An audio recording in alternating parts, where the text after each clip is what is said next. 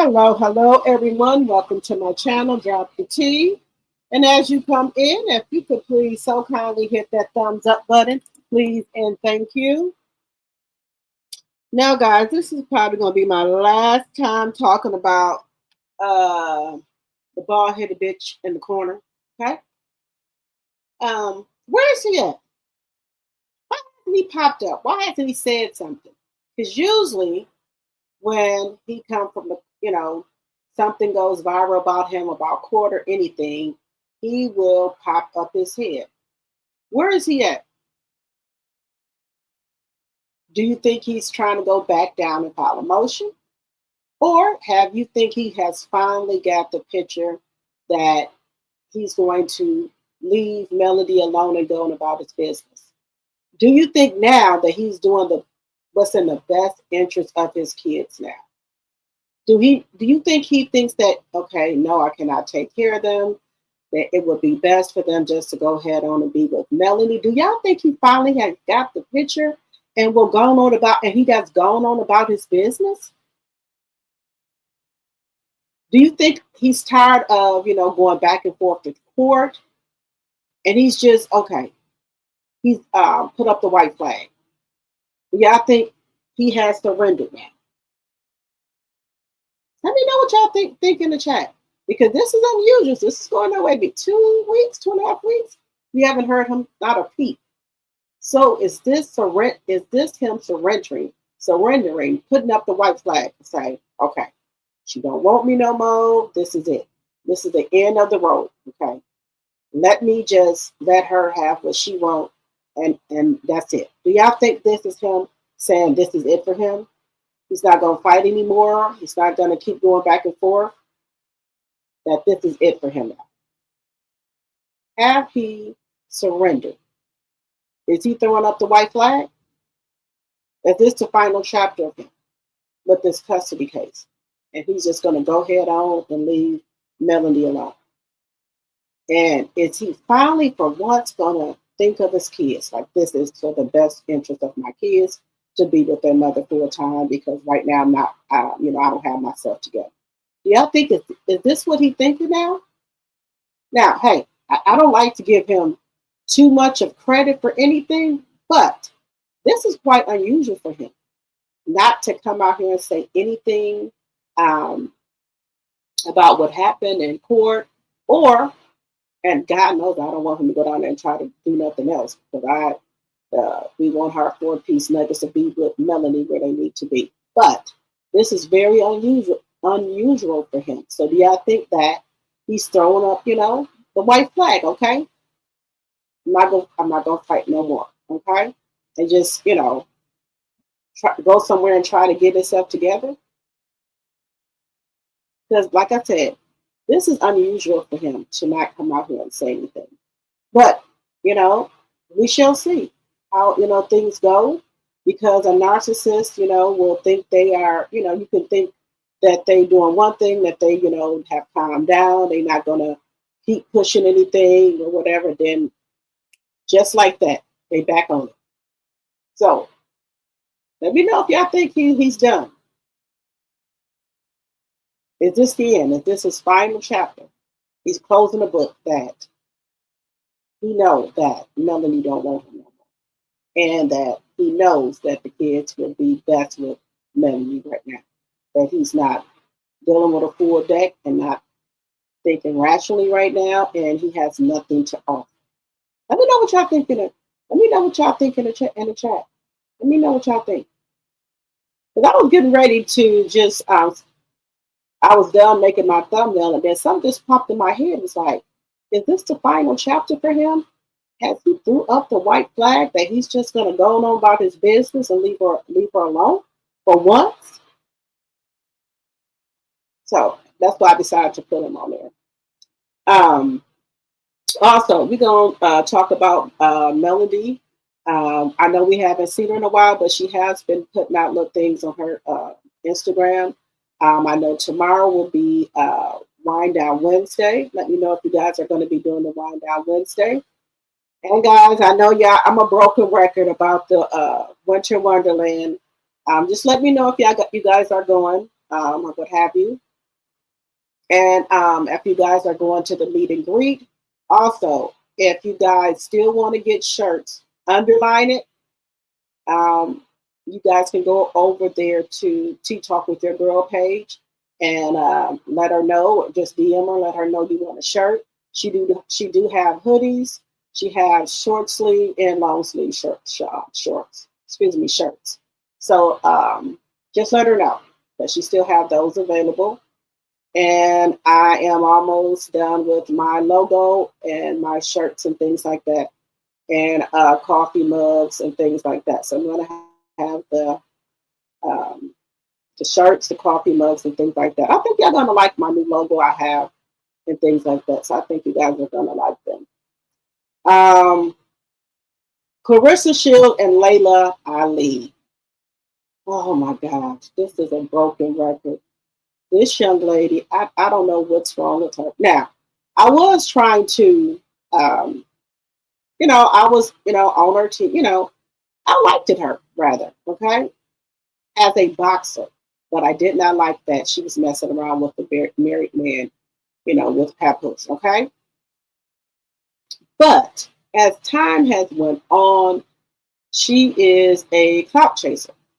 She keeps trying to blame everything on Layla Ali, talk about Layla Ali, talking about Layla Ali is not a genuine person. I am so sick of her. And she thinks that she's going viral because of her boxing. You're not going viral because of your boxing. You're going viral because you was messing with Bring Me My Husband, Papu. So let's just get that straightened on out here. Let's get that straightened out. The only reason that you're going viral and more people know you is because you was messing with Bring Me My Husband, which is Papoose.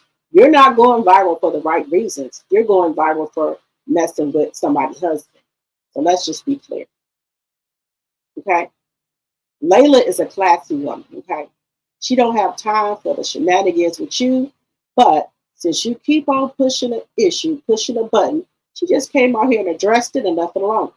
You, on the other hand, you keep coming out here talking about this, talking about that. Girl, bye. I'm glad Layla came out here and got her point across with you and let you know what it is. But she ain't got time to keep playing with you, okay? All right, guys. Let's see who all is in the building. And then, guys, also we're gonna talk about too Mandisi and Yandy. Also, if you guys have ever watched Love and Hip Hop Atlanta, y'all know who Masika is. Her husband was unalived last night or early this morning due to a roadway driver, and that's her last child's father. They are married, so he was unalive either this morning or last night. So she's taking that pretty hard. So she has came out and spoke about that as well. So our prayers go up to her. Also, guys, we're going to talk about Chloe. She is in Jamaica and she is speaking. So we're going to get into that as well. That got to be really, really scary for her right now to be in a place like that and you're away from your kids. And with that hurricane, that is really, really got to be scary for her. Because she was going there to do a wedding, I think it was something. She was going there for work, not pleasure, for work. So we're going to get into that. What else are we going to talk about today? And whatever else you want to talk about as well. All right, guys, let's see here. Let me see here. Let's see. Hello, Capricorn Flower. My mod, thank you so much for coming over here to my channel. Thank you, thank you, thank you. Hello, Katrina Winters, my tea sipper. Hello, hello, hello. Hello, Committed to the Journey. Hello, Bernice. Hello, Mary. Hello, Linda Gamble, my mod. Hello, hello, hello. Hello, Dog Lady. Hello, My Degree is Real. Hello, Lisa. Let's see. Hello, Sonia, my mod. Linda, my mod. Hello, hello, hello. Misty. Okay. If he's quiet, he's plotting something evil. You think so, Misty? You don't think he surrendered? You don't think he put up the white flag? Just saying. Hello, Rena Bass. Hello, Marcy. Oh, good evening. Good evening. So, Marty Grizz, bro, you don't think he surrendered? You think he's plotting too? Oh, okay. Linda, you said he's plotting too? So, no, y'all don't think he's just gay? Just put up the white flag and just, okay, this is it. She's not coming back. I know my kids are with, my kids are with her. That's the best interest of them right now. I don't have myself together. So I'm just going to let this be right here. I'm not going to argue with her no more. It just is what it is. So y'all don't think he's just, just going to go on about his business, get his kids every other weekend and every other Thursday. Y'all don't think so? Hello, Johnny. So he said, just let Martell be. So I'm trying to figure out, is he gone now? Let me see. Hello, Lori Bell Carter. Let's see. Martell is plotting. Martell is not with the working with the full deck. Yeah, I think he plotted because we ain't seen him, guys. Usually by now he would have popped out. Okay, let's see here. Hello, Joyce Jones.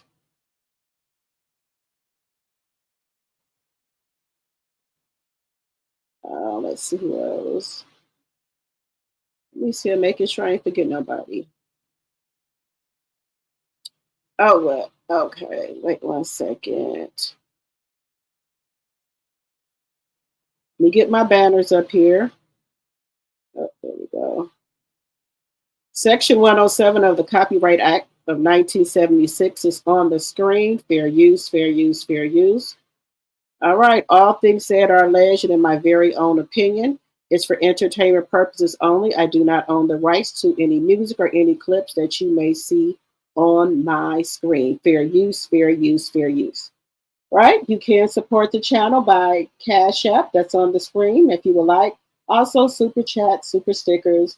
Also, you can become a member for $2.99 a month, or you can give memberships in the chat. Follow me on my other platforms, Facebook, Instagram, and TikTok. Right? As you come in, please hit that thumbs up button. And if you're new to the channel, think about becoming a subscriber so you can become a T-Drop.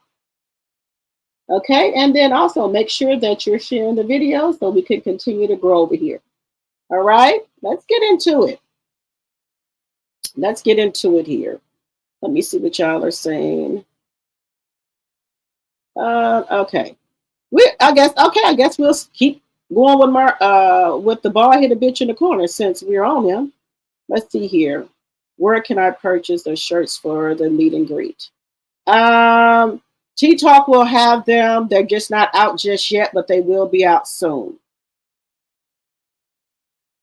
Those roses, the bald-headed bitch in the corner had the bird post shows that he is plotting.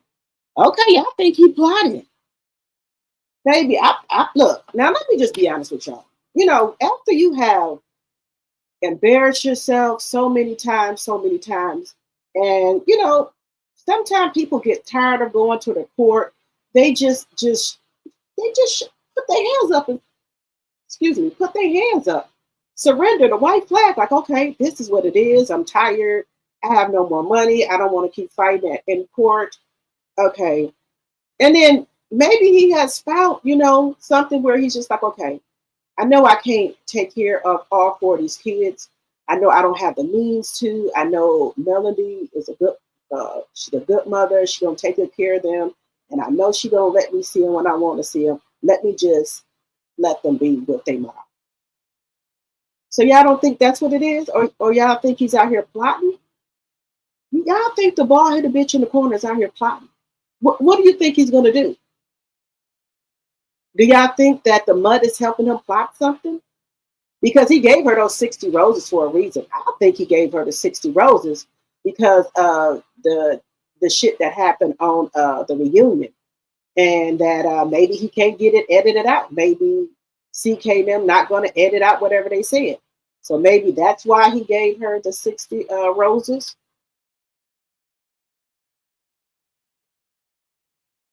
Or maybe he didn't come back home, when he was supposed, come back when he was supposed to. Maybe he's out there in those streets with Dusty Dan.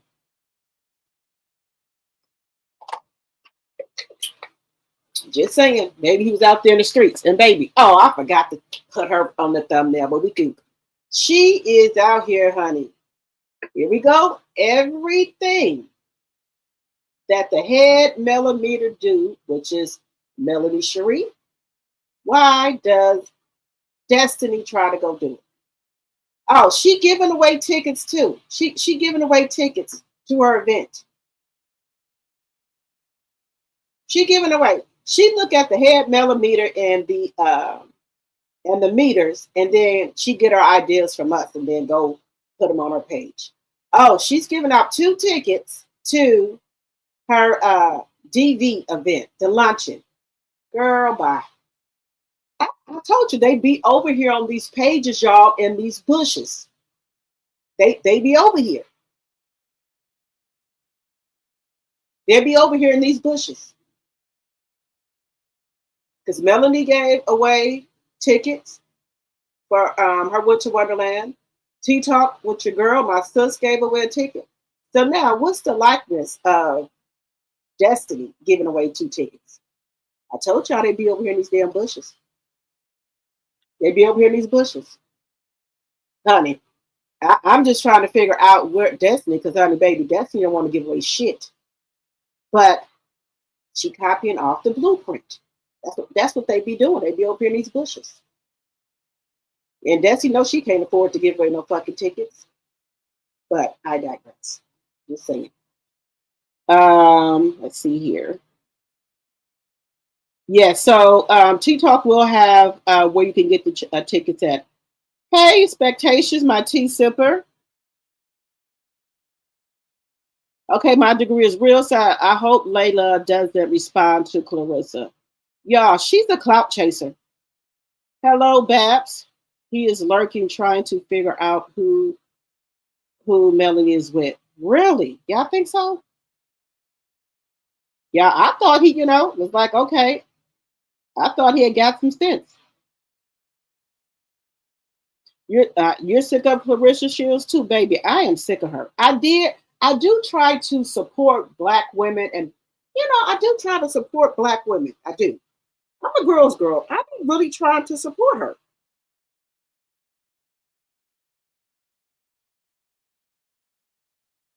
I do. I be really trying to support her. I really do. Oh, Sonya, I got the stuff you sent too. I'm gonna see if I can get to it. Thank you guys for sending me stuff. I really appreciate it.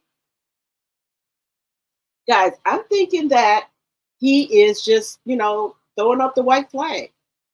Because y'all remember, in the other scene, he said he was surrendering the white flag. And Melvy's like, oh no, you are chaos. So this time, y'all don't think he's throwing up the white flag and just like, okay, it is what it is.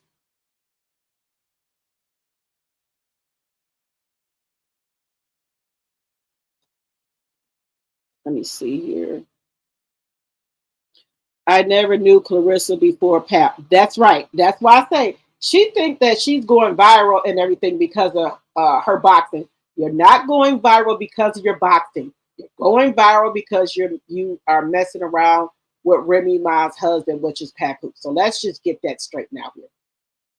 This woman right here, and let me tell y'all something. Quiet as kept. Clarissa was not dressing like that before she got with Papoose. Just saying. Just call a spade a spade. You was not dressing like that, homegirl. You was not. And you was with that other man, you was not dressing like that. The other boyfriend, the one you took back the Maybach from, and allegedly, and for entertainment purposes only, and gave it to Papoose. That's what I heard. Okay? So let's just be clear.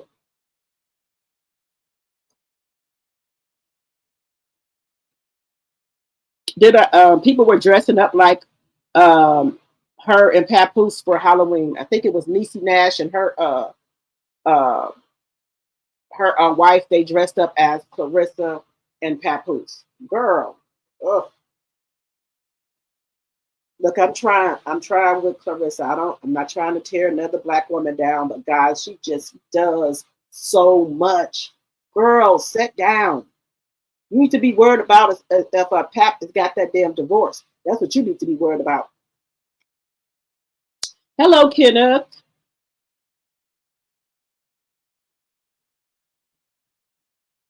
Hello, proud Mimi, my tea sipper. Hello, hello, hello.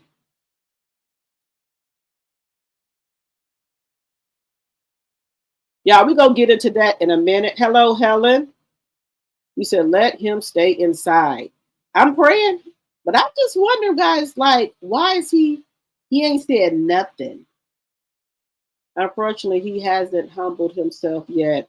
Uh, the law or the Lord will have to set him down. But I thought, we ain't heard nothing from him that he is sitting down right now, Misty.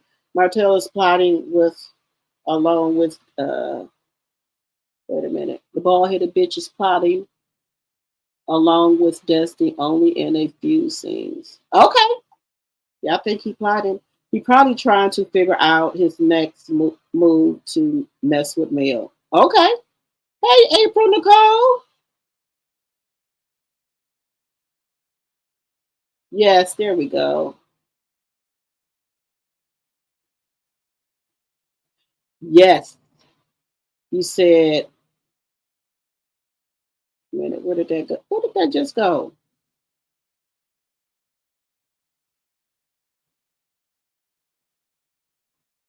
Okay, let me see, y'all. Wait a minute. Let's see. Y'all, let me see. Wait a minute. I didn't what past my question here. Where did this go here? Let's see. Hello, Elizabeth. Hello, Miss Elephant. Okay. Hello, Cam. Okay, here we go. Let me here go the question. Do you remember when he told Tasha K he doesn't care if he loses if he lose wait a minute, doesn't care if he lose attacking male, he's actually said that. Now let me put these bifocals on. Where they at? Let me get the bifocals out, guys. I know can't see that good. Where they at? Let me get these bifocals out. Where is they at? Oh, here they go. Let me put my Coke bottles on, guys. Let me put them on.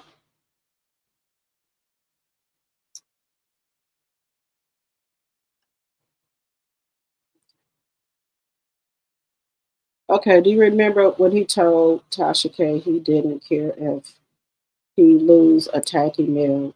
He actually said that. Now I remember him saying he don't care if he lose everything he got. Now I know, but I didn't hear him say that part. Now I missed it. Now if he said that, yeah, some ain't right. But usually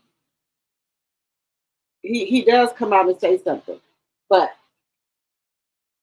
I'm just thinking he probably just surrendered, like, okay, this is it. This is what it is. That's what I'm thinking happened. Hey Cam, they are all quiet except that Attack Hound, since the show is coming back on, in my opinion. Okay, Kenneth. Okay. Let me see what y'all saying. You said, where were the rest of the flowers? I didn't see 60. I don't know. They said it was 60 now. That's what I heard. Hello, Elizabeth. Hello, Patricia T. Let me see. She's given away. She's given away because she has low ticket sales. She's given away because she has low ticket sales. Okay, Patricia. Excuse me, Patrina. Okay.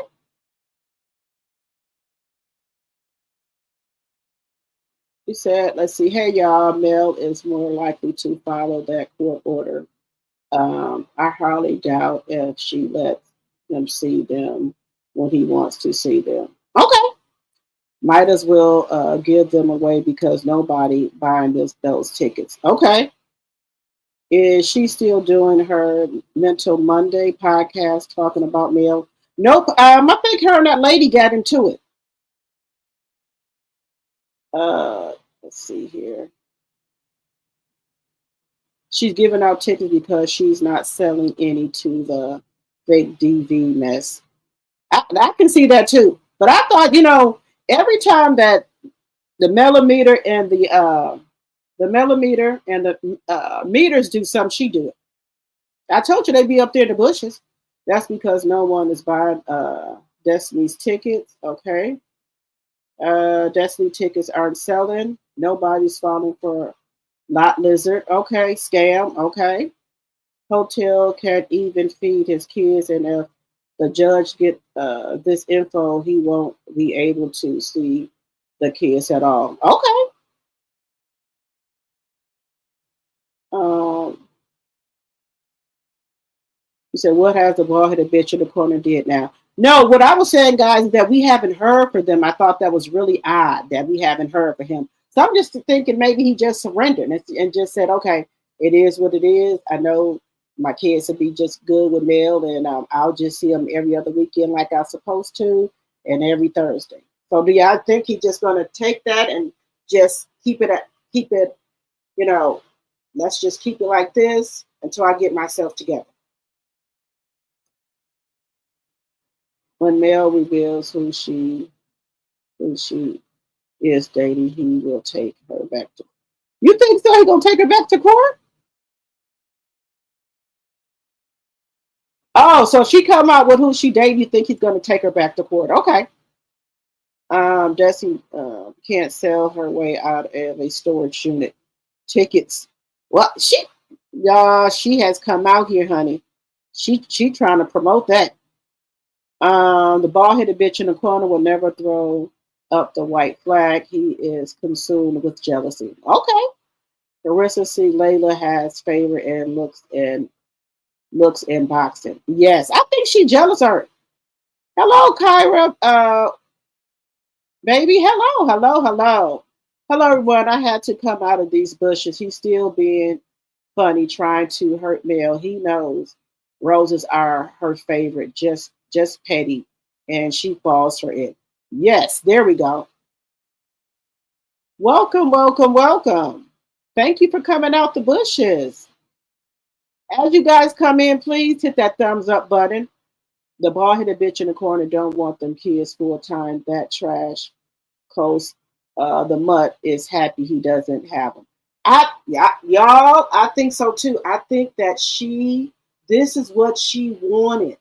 Because remember, on AL, when he was taping her, she said it. She said that he needs to let Melanie have the kids full time because she said that he's stuck in the sauce. He can't get nothing going. And if he have, if Melanie have the kids full time, maybe he can get something going.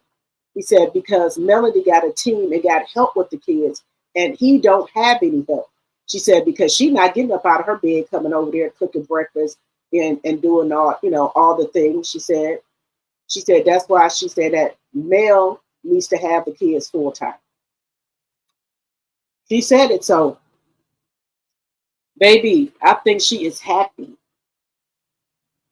but not more than happy. Them kids don't want to go over and be around her. Be around her and her kids. The kids are happy. We happy. I'm happy that they don't have to go, and be back around him. I'm just keeping it a buck.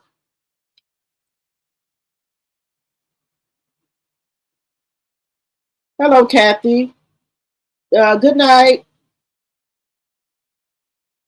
Uh, you have to be a cloud if people dress up as another human for Halloween. Right, baby. Niecy Nash and her wife dressed up as Clarissa and Papoose, honey. I said, all righty. 70 likes, 116 in the chat. Let's get those likes up, please, and thank you. Hello, Care Bear. Hello, Paula. Let's see. And we'll drag her back to court like he did after the Destin trip. Yeah, I think if I'm kind of put you on there if he, probably find out. But see, this is the thing. Why don't he want her to date anyone when he's with someone? Give me just a second here, guys.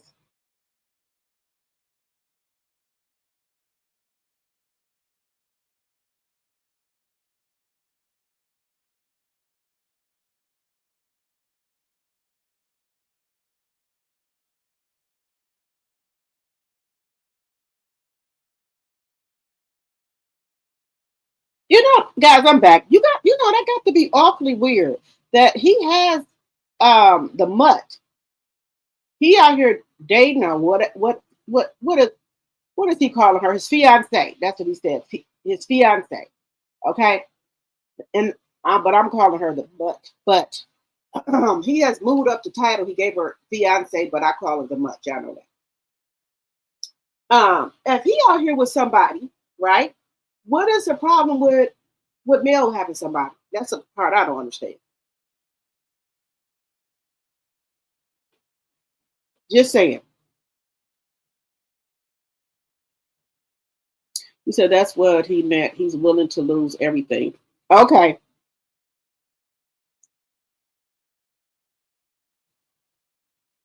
Hit the like button, guys, please, and thank you. The bald-headed bitch in the corner was eating lunch at the kids' school, and by now probably eating breakfast and lunch at the kids' school. Well, y'all know he can't go to the school no more. That's why I think he was trying to get the kids' school changed, allegedly, because they didn't want him back in that school. Because y'all remember he was up at that school acting a fool. The lady that was with the Locklear that did a video on the narcissist bald-headed bitch in the corner broke it down. What are you talking about, the therapist lady? I think he's embarrassed about the court documents being released. Okay. All right, Joyce. Hello, Karen. Candy. Hello, Candy. He will have more free time to find someone new. He does not need her to babysit as much. Okay. Oh, you're welcome, Kyra. You're welcome. Thank you for hitting the button. Let's see here. 90 likes, 119 in the chat, guys. Let's get those likes up, please, and thank you. Even if you're up there in the bushes. You said the court docs don't lie. The bald-headed bitch in the corner can't say anything, period. Right. Because in his brain, the bald-headed bitch in the corner thinks he owns Mel. I think so too. He's still in love with her. He said he not. Hey, Deborah. I don't want you, but I don't want nobody else to have you type of mentality. Yes, I think I can agree with that. He don't want nobody else to have Mel. I think that's what it is. I think that's what it is, guys. He acted a fool at the school. Yes. Wow. He was at their school acting a fool. Yes, Misty. Yes. He was at the school acting a fool, y'all. Sure was. I think, if I'm not mistaken, I don't think he can be at the school. If I'm not mistaken. I could be wrong. Let me know in the chat. I know it was something to that effect when he was up there at the school. He was up there acting a fool at that school. I know that. Yes, guys. So let's take a look at Chloe. She's in Jamaica from Heart and Hustle. She's in Jamaica. Let's take a look at her for 1 second here. I feel so bad for her because her kids, are here and she's all the way in Jamaica in that storm, guys. That is really. So let's take a look here.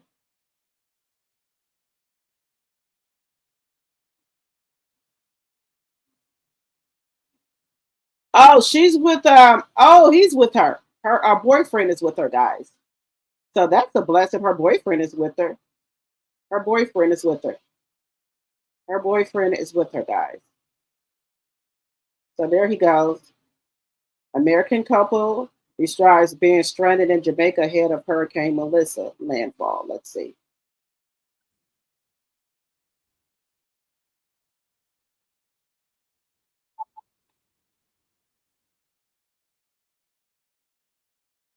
on the property? Yes. Oh. I've seen kids all day, and just my heart goes out to those parents, because I can't imagine being in this and having my kids with me. What is the plan that the resort has told you? So at 9:30, in about 3 hours, we're going to go to the hurricane shelter here on property. I'm just a little nervous because it's only 2 floors. So we'll be on the top floor in like kind of a ballroom space. It's called the convention center. But I don't know how all these people from the property are going to fit in that space, because it holds about 190, 200, but I know there are well over 200 people here currently. Did the hotel tell you they have enough water, they have enough food? Because sometimes when these hurricanes happen, I've covered a lot of them, and you never know what could happen, right? But sometimes when they happen, it could be days, if not a week, where you can't get supplies in. You're on an island, which makes it even tougher. Yeah, so like all week I've been kind of saving water bottles, and if we have water left over, I'm just kind of pouring it into an empty bottle just to have water. And I've stocked up on a few snacks from the buffet. They haven't really communicated to us. They did say that we would have food. I will say that this property, compared to others, they're eating like sack lunches and things like that. I was eating at the steakhouse last night, so I'm very proud of what they've done. But I think that's now over. You know, once we get into the shelter, there are no restaurants open anymore. The bar is closed. Yeah, so everything's boarded up. I'm really ready to get home to see my kids, and I'm just praying for the best. You know, there are a lot of children on this property. There are a lot of families, a lot of, There are still children and families on the property? Yes. I've seen kids all day, and just my heart goes out to those parents, because I can't imagine being in this and having my kids with me. What is the plan that the resort has told you? So at 9:30, in about 3 hours, we're going to go to the hurricane shelter here on property. I'm just a little nervous because it's only 2 floors. So we'll be on the top floor in like kind of a ballroom space. It's called the convention center. But okay, guys, so Chloe is there with her boyfriend, as we can see, and also her staff as well. They were going there for a wedding, and this happened. And the ballroom, she said, only holds 190 people, which are 190 people in the ballroom.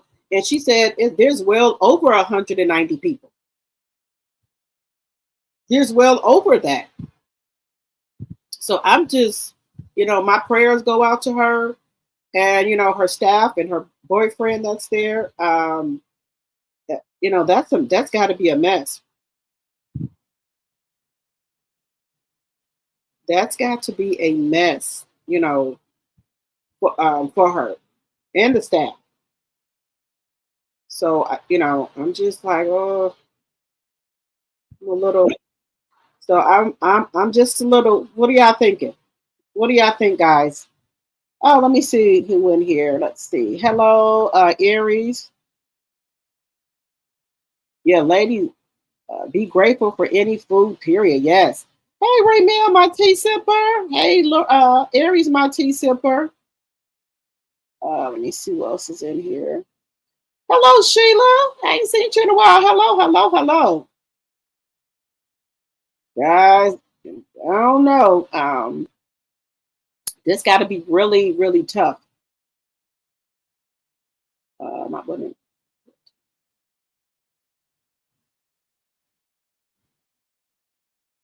So I wouldn't put to pass him to violate the agreement.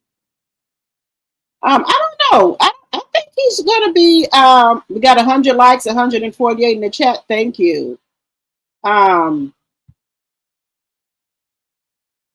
therapist who was a lot blizzard did a YouTube video on the narcissist bald-headed bitch in the corner. When did he do that, Kenneth? Yeah, y'all know when I say the bald-headed bitch in the corner, y'all know I'm talking about Martell Holt.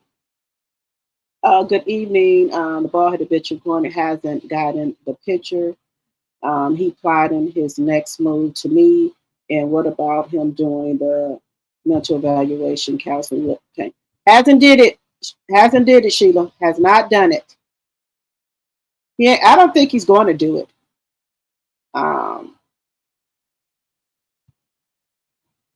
Y'all, let's get those likes up, please, and thank you. I think because now that male predominantly has the kids most of the time now, I don't think he's going to do it. That's my opinion. I don't think he's going to do it. Have you seen Stormy posting? She's a nurse. She isn't on the Alabama registry. Wait a minute. Wait a minute. Have you seen Stormy posting? She's a nurse. Wait a minute. I'm reading it right. Have you seen Stormy posting? She's a nurse. She isn't on the Alabama registry. A nurse to who? Now I know she ain't going around her saying that, Sonya. Now she know people can look up that information. You said it was AL with Stormy.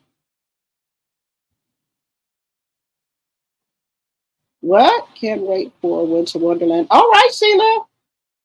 Are you coming to the meet and greet? Hello, Sylvia Johnson. I don't care what you were. Let me see.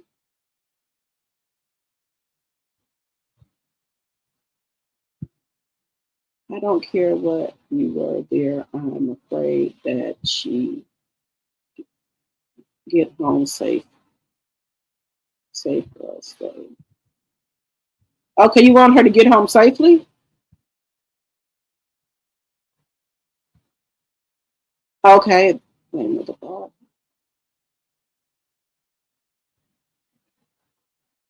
You said the bald headed bitch. Let me see. The bald headed beats of my stomach. And if you bring that little boy on the show, if I was male, I swear everybody. Oh, okay, Sylvia. Okay. You said he's incompetent.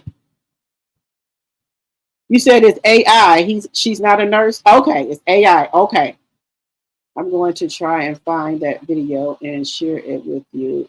Looking out. Okay, Kenneth. If you're going to be a nurse, if you're going to be a nurse for Halloween, you said she's going to be a nurse for Halloween. She won't know. Mm-hmm. Hello, Terry. That was a skit with Stormy. You said that was a skit, Terry? Okay. I plan to do where the meet and greet is.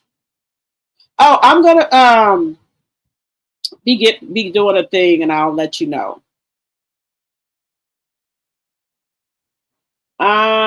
We're gonna be at an Airbnb, but they do have nice hotels in Atlanta. I would try to get a hotel by where the Winter Wonderland is going to be at. That's what I would do. Get a hotel by where the Winter Wonderland will be at. That would be my suggestion to do that. Because anytime I go to the Mimosas with Melody, I would try to get if she was having like in a hotel or something, I would try to get a room at that hotel. Or if she don't have it in a hotel, I would always try to get something that's close to where she's having her event at.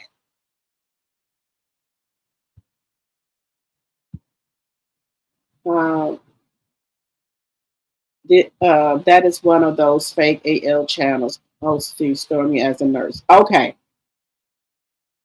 You said she ain't no damn nurse? Okay. You said great. Okay.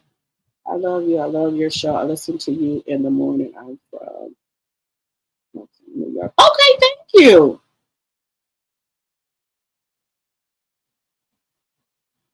Let's see here. Okay, guys. You said, why is a DV event not free? That's what I wanted to know. Yep, I said try a hotel near the event. That's what I want to know, guys. Why wouldn't, if I had a DV event, I would try to get some sponsors for food. If I couldn't, that would be fine. And I would try to also try to get some speakers there. Also, I would try to have some little gift bags for the people, something like that. I would not be, because you can get like little stuff to go into a DV gift bag.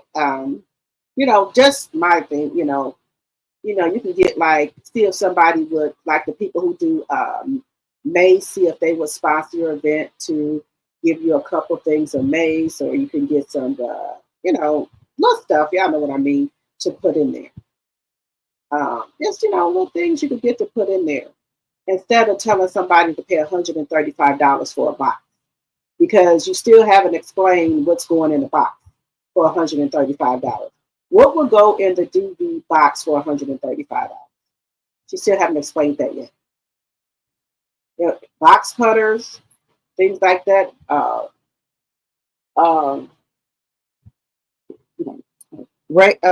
Like a razor or something like that. I'm just saying. Look, I'm thinking of other stuff. Brass knuckles. Again, I do not promote violence on this channel, but I'm just saying. Hello, Audrey. I still watch the show Just Train. 121 likes, 141 in the chat. Thank you. That lady is crazy. She ain't going to give nobody no gift bag. You know what? I just think that is so terrible. I do. Destiny, they are giving you ideas, girl. You better run with them. Right. I would do little gift bags. I would reach out to some people who make mace. I would write a letter and tell them, what I'm doing, to see if they can donate some. What else can we do? Flashlights.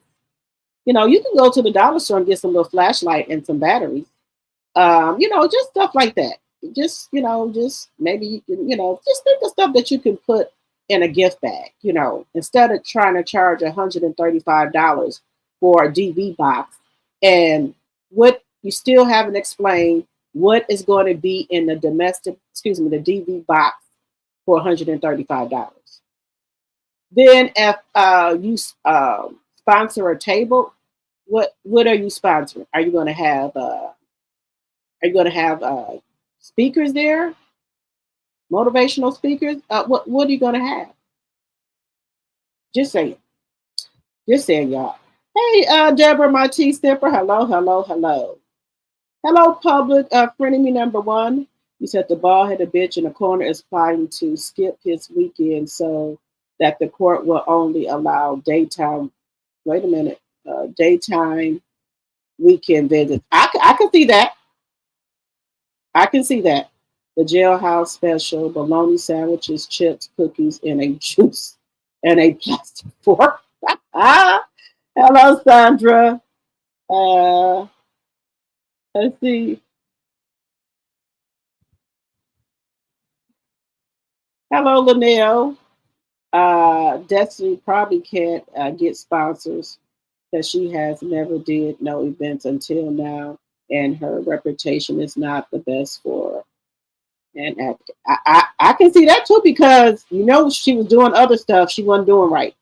All those supposedly millionaires are broke. Destiny don't have a pot to piss in or a window to throw it out of. She sure don't. He probably can't say anything because medication in custody. Because of the custody agreement? No, I don't think that's it. Because he didn't even come to court. So I don't think that's it. But guys, let's get into Clarissa Shields for just a second here. This woman right here is just irking my nerves so bad, y'all. Please keep hitting that thumbs up button. Okay, Clarissa Shields clapped back at LAILA Ali. I am not into tearing another black woman down. Okay, let's see what she got to say, y'all. He has been losing the fight against me for a very long time. And we all know when you start losing the fight, you go below the belt. I really did not want to have to respond to this video because I am not into tearing another black woman down. Yes, you are. This is just another example of the older hating on the youth. So now the older hating on the youth. What the woman? You is the one that came out here and said something. That woman ain't said nothing to you. This is the lies. If you would stop trying to look like Remy, girl, bye. I want to come and set the record straight on what really happened, how our beef started, and how we got here today. So let's take it back to the beginning. 16-year-old Clarissa Shields from Flint, Michigan, fighting her way to the Olympics to represent her country. Now, for those who don't know, around this time, I was relatively unknown. I was a diamond in the rough. Mary Spencer was 3-time world champion. She is from Canada. Me and Mary Spencer met up at the Continental Championships to face off. And oh, did I put a whooping on Mary Spencer. LAILA Ali has been losing the fight against me for a very long time. And we all know when you start losing the fight, you go below the belt. I really did not want to have to respond to this video because I am not into tearing another Black woman down. This is just another example of the older hating on the youth. So now I always have the highest hopes for myself. Ooh. So she was not the first person to interview me. Me beating Mary Spencer put everybody on notice. The young Black girl from Flint was coming. Really? Speaking of all the interviews that I did, LAILA Ali came to the Olympic Training Center where I was training for the Olympics at, and me and her developed a big sister and little sister relationship. And now I wonder if it was even genuine because she gave me bad advice. She told me to stay amateur and win as many Olympic gold medals as I can because there was no TV exposure and no money for women's boxing in the professionals. When she asked for advice, I gave her valuable branding advice and boxing advice so she could have long-term success in and outside of the ring. I told her she should hire a nutritionist, trim off that excess body fat. That was nothing but her trying to body shame me and discredit me for winning world championships at weight classes and fight. I always have the highest hopes for myself. So she was not the first person to interview me. Me beating Mary Spencer put everybody on notice. The young Black girl from Flint was coming. Speaking of all the interviews that I did, 5 different weight classes, which is 154, 160, 168, 175, and 175 plus. I went against her advice, and I was the first woman to make $1 million in women's boxing. Before this interview on The Breakfast Club with LAILA Ali, me and her were very friendly. This is what ignited the entire beef. You got Clarissa Shields now, who's an Olympic champion. Mm-hmm. She went to the Olympics, won twice. Women's boxing wasn't in the Olympics when I fought. She actually fights at the weight class I fought in. Mm-hmm. And she's doing great. I mean, you know, it's still not what I would have wanted. I would have wanted more because I have a big picture in my mind. It was great. Would you ever get back in the ring just for fun, shits and giggles? Money right, LAILA there and night. Okay, now was that shading her? She was, to me, that was not shading her. She just said I would have wanted bigger. She said nothing bad about this woman. What part do y'all see in here that she said bad about this woman? Nothing. She just looking for something. She didn't say anything bad about her. You know, I don't think there's anyone there for me right now that would actually give me a good challenge. She claims that I took this out of context. And one thing I will say, she wasn't just saying that I wasn't good enough to inspire in 5 different weight classes, which is 154, 160, 160, to inspire her and to give her a challenge. She was saying that all the women who were currently boxing could not give her a challenge. The problem is that I am the only one that says something. Now, coincidentally, I'm not the first woman athlete that she's done this to. Let's rewind again and take it back to when Ronda Rousey was the queen of combat sports. Are you a fan of Ronda Rousey? I wouldn't say that. Before it was me, Ronda Rousey was. So because somebody say they not a fan of somebody, that's so just because somebody boxed, I gotta be a fan of them? She just said that she wasn't. What's wrong with that? You can't have your own opinion? What type of shit is this? Girl, you putting 10 on 20. Girl, get the fuck out of here. Was the queen of combat sports. I mean, this girl was arm-barring girls in less than 30 seconds. She was viral. She was making hundreds of millions of dollars in her field. When she was on top of her game dominating, LAILA Ali became jealous. And instead of her embracing Ronda Rousey, she started during interviews telling everyone how she would beat Ronda Rousey in a fight because she was too small and the size of her daughter. Played a clip to inspire her and to give her a challenge. She was saying that all the women who were currently boxing could not give her a challenge. The problem is that I am the only one that says something. Now, coincidentally, I'm not the first woman athlete that she's done this to. Let's rewind again and take it back to when Ronda Rousey was the queen of combat sports. Are you a fan of Ronda Rousey? I wouldn't say that. Before it was me, Ronda Rousey was the queen of combat sports. I mean, this girl was armbar girls and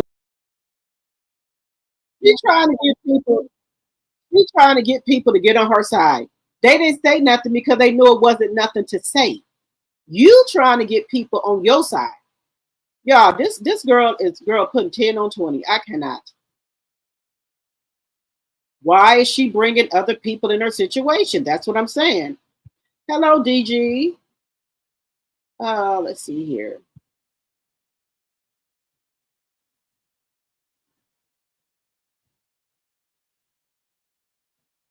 Hello, Laura C., my tea sipper. Let me see. He can take her back to court, but her dating won't impact nothing. The court's sick of that clown, in my opinion. Yes, they sick of him. Clarissa from Flint. So, in my opinion, to blame it on the talent, blame it on the tainted water they have. This girl crazy. Yes, something wrong with her. Something's wrong with her. Then she tried to bring all the other lady boxers into this. Did any of the other lady boxers come out here and say anything? You are the only clown out here talking shit. For what reason? Because you mad because everybody loved LAILA? Or are you going to blame it on because she light skinned? Because we did hear what you said, that comment you said about the light skin. Oh, LAILA, she a pretty ass girl or something she said. That's what you're going to blame it on. She was not trying to body shame her. Why is she putting all this stuff out here? This don't make no sense. Why aren't you worried about Papoose getting that damn divorce? That's what I want to know. She was not trying to body shame Clarissa. She was a little thick for the weight division. She would need to box in to fight the fighters in that weight class. That's what I was thinking. Papoose is talking to Clarissa to change her tune because he saw nobody was liking her. Right. Hey, Pat, my tea sipper. Hello. Hello, Carolyn, my tea sipper. Hello. Clarissa is ruining any chance to get brand deals talking negative to LAILA. Right.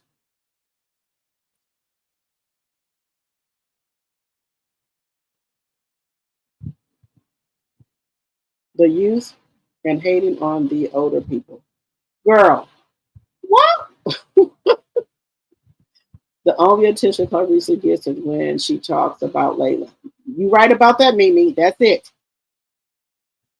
Nobody is studying this woman. I didn't even know who the woman was until I seen her with Papoose, if we really want to be honest here. Clarissa needs to stop beginning to put on the same level as Ronda. She's terrible. She needs to fight someone now at her age. I'm starting to think Clarissa is mentally disturbed. Yes. You said, Clarissa, you are known as Coleslaw 2.0. Shit, you know what? While she out here keep worrying about this, why ain't she worried about that divorce? Why ain't you worried about that divorce? Why'd she do the same exact video? How LAILA did her. She ain't Tisha, don't have her own idea. Right. I just think she's just, I don't know. Maybe she needs something to do. She needs to find something safe to do.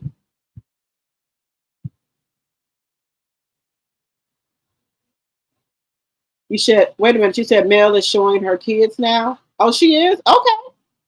All right. She clout chased off Remy, then LAILA. What's next? You right about that, DG? Because I'm telling you, I didn't know who the woman was. You said Papoose may be leaving this girl. She needs something. And look, I think she just, I don't know. At first, don't get me wrong, I liked her, but she didn't got too cocky and too big-headed. Too cocky and too big-headed for me. That's my problem with her. You trying to put other women boxers into your mess with LAILA, and they don't have nothing to do with it. Nothing. And they don't want no parts of it. Because they know you delusional. You're delulu.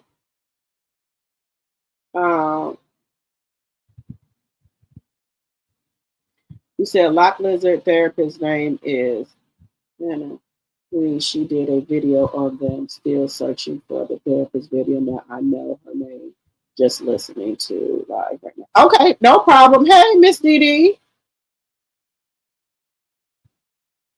You said Papoose not trying to divorce and get married to this girl. I don't think so either. I don't think so. I think she's messing. Miss, you think she's missing a few eggs out of her carton, because if I was a side piece, I wouldn't be talking about right. But no, she don't think she's a side piece, guys. She doesn't. She said that's her man. She was like, my man. But let me just ask this. If nobody wants none out of the divorce, what is taking so long for the divorce to go through for Papoose and Remy? What's the hold up? I'm trying to figure that out. What's the hold up? Because it ain't like Cardi and Offset, because Offset is trying to get something. Papoose is not trying to do anything like that. So what is the hold up here? There's something that got to be going on with this hold up here.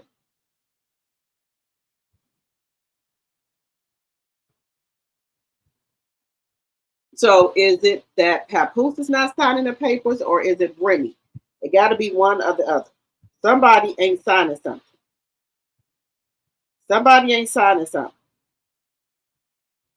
Somebody is not doing what they're supposed to do. Because at first it was Remy was saying that Papoose needed to sign the papers. Now what's the problem? Somebody ain't doing something that they need to be doing with these papers. Okay, 135 likes, 117 in the chat. Thank you, Linda. Pap and Remy got a strong history. I wouldn't be surprised if they both are playing in her face. Okay. Pap is not signing the divorce papers. Okay. You said Pap won't sign the papers? Okay. Because somebody needs to go head on and sign something. Because Clarissa, she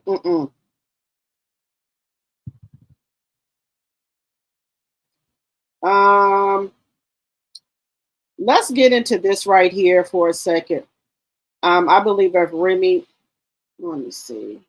I believe if it was Remy not signing, Clarissa would be telling us on the internet. Yes, so it got to be Papoose not signing the papers. Now, guys, we're going to stick a pin in this for a minute and look. DDG and Haley Beatty call his truce, dropping the restraining orders and choosing peace for baby Halo. Now, me, personally, I want to drop that restraining order on him. No, ma'am. No. Now, if they want to try to parent, that's fine. But dropping the restraining order, no, ma'am. No. You don't let no narcissist get you to drop no restraining order. He going to be back over there in your house. And what he going to do now, he going to try to break up her in, what's his name, Bridges? What is his name, Bridges? Scott Bridges or something like that? he gonna try to break them up because he gonna be back over there in that house and everything else like he was last time. Now I don't know if the little song he made got to her or whatever, but no, she should just let him see Halo. That's fine, but I would have took that restraining order off of him. No, I wouldn't. If he did all what you say he did, there's no way I would have took that restraining order off of him. All the shit he was doing on this here internet, no, he would have kept that on there.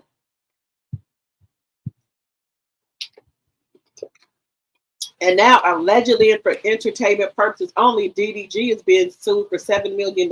Allegedly, for some type of necklace he's been sued for. Allegedly, and for entertainment purposes only. He's being sued. But I hope they can, co-parenting. That would be good.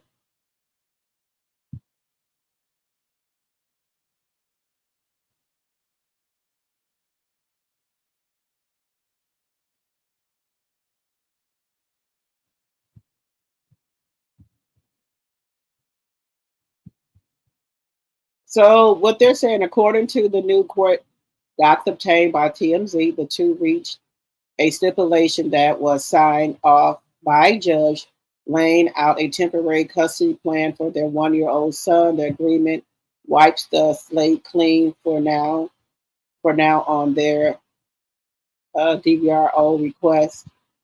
Through each parent still reserves the right to bring those claims back if anything goes left in the future. Okay. Well, my whole thing with this, she had a lawyer trying to do visitation, set up a visitation with him, and he didn't want to do it. He thought he could do what he want to, come over our house anytime he get ready, pick up Halo when he get ready, drop off Halo when he get ready. And when she said no, then that's when it became a problem.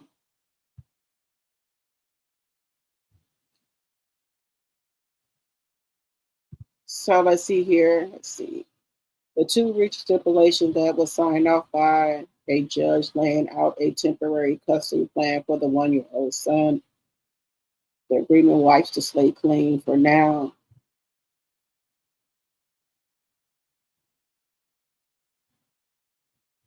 Okay, well, let's see how this works out.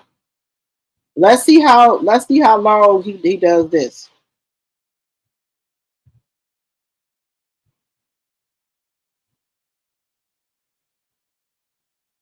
Let's see.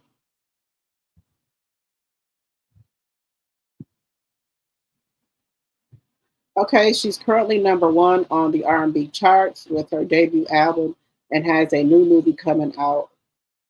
Baby Girl focused on the peace and love. Okay.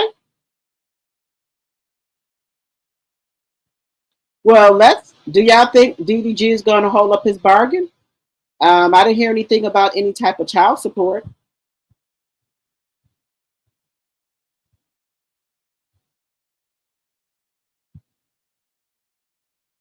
But okay, we'll see how it goes. What do y'all think? Y'all think she did the right thing by dropping the restraining order and they're going to do some type of custody agreement, a temporary custody agreement? Let me know what y'all think in the chat. Okay, now, I don't know if y'all seen this yet, but what do y'all think? Let me know what y'all think in the chat. So this is the lookalike, guys. Niecy Nash and her wife are so this is Clarissa and Papoose, and this is Niecy Nash and her wife. They dressed up as Clarice and Papoose. What do y'all think? Did they nail it? Niecy Nash and Jessica Beats dressed as Papoose and Clarissa Shields for Halloween. What do y'all think?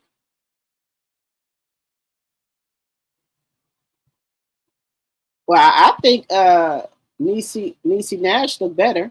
I'm just saying. But hey.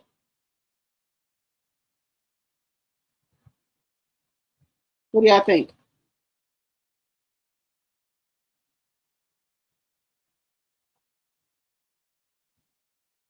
Oh, she got the little tattoo down here too. Okay. All right.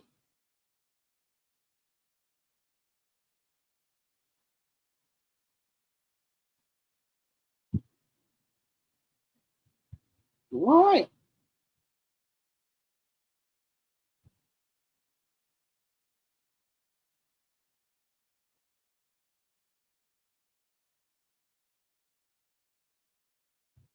I think Niecy Nash look better.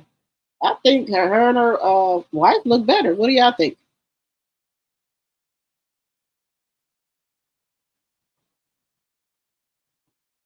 Just saying.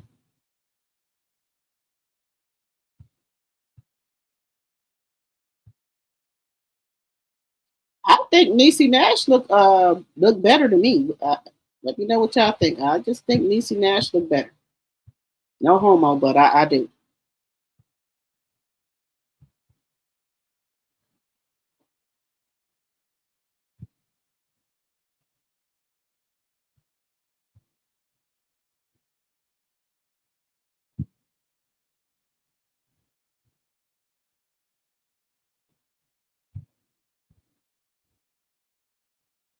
I think she nailed it. I think she nailed the outfit. I do. I think she did good.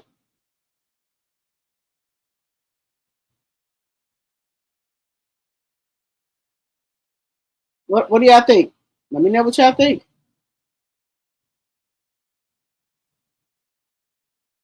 I just think Niecy Nash looked better in the outfit. But I think they did a good job. I do. I think they really did a good job. I'm gonna say that. I will say that.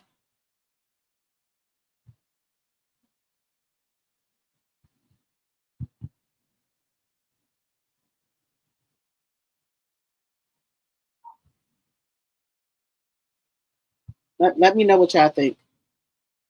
Let me know what y'all think here. Let me see what y'all saying.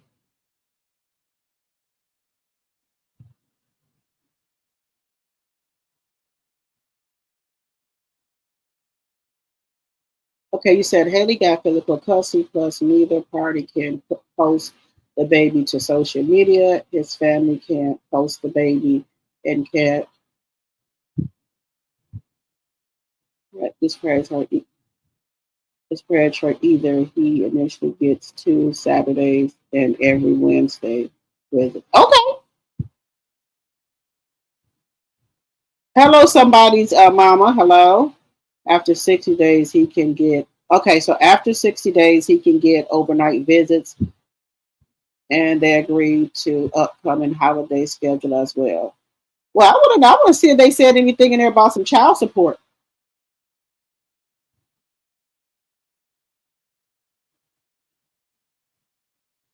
His family already disparaging her online again. Really? Already? Eddie still has sole custody. TMZ is not telling it all. Okay. Um, Rena says no, she shouldn't not drop the restraining order. That's what I said. I want to drop that restraining order.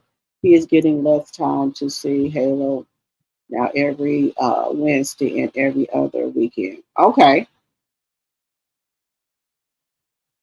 He said DVD is on a 90-day trial and he can only communicate with her via the parenting app. He can't go to her house. Okay.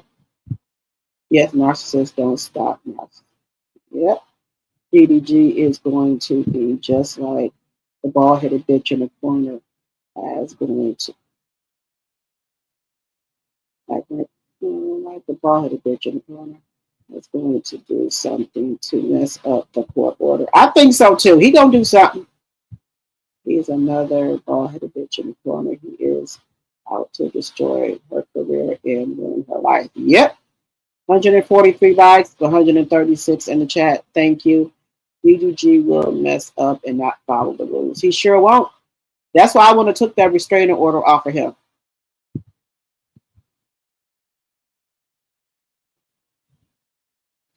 Okay, Bab said, Papoose knows if he gets a divorce, she will be talking marriage. Well, yes, she already told me she want that baby.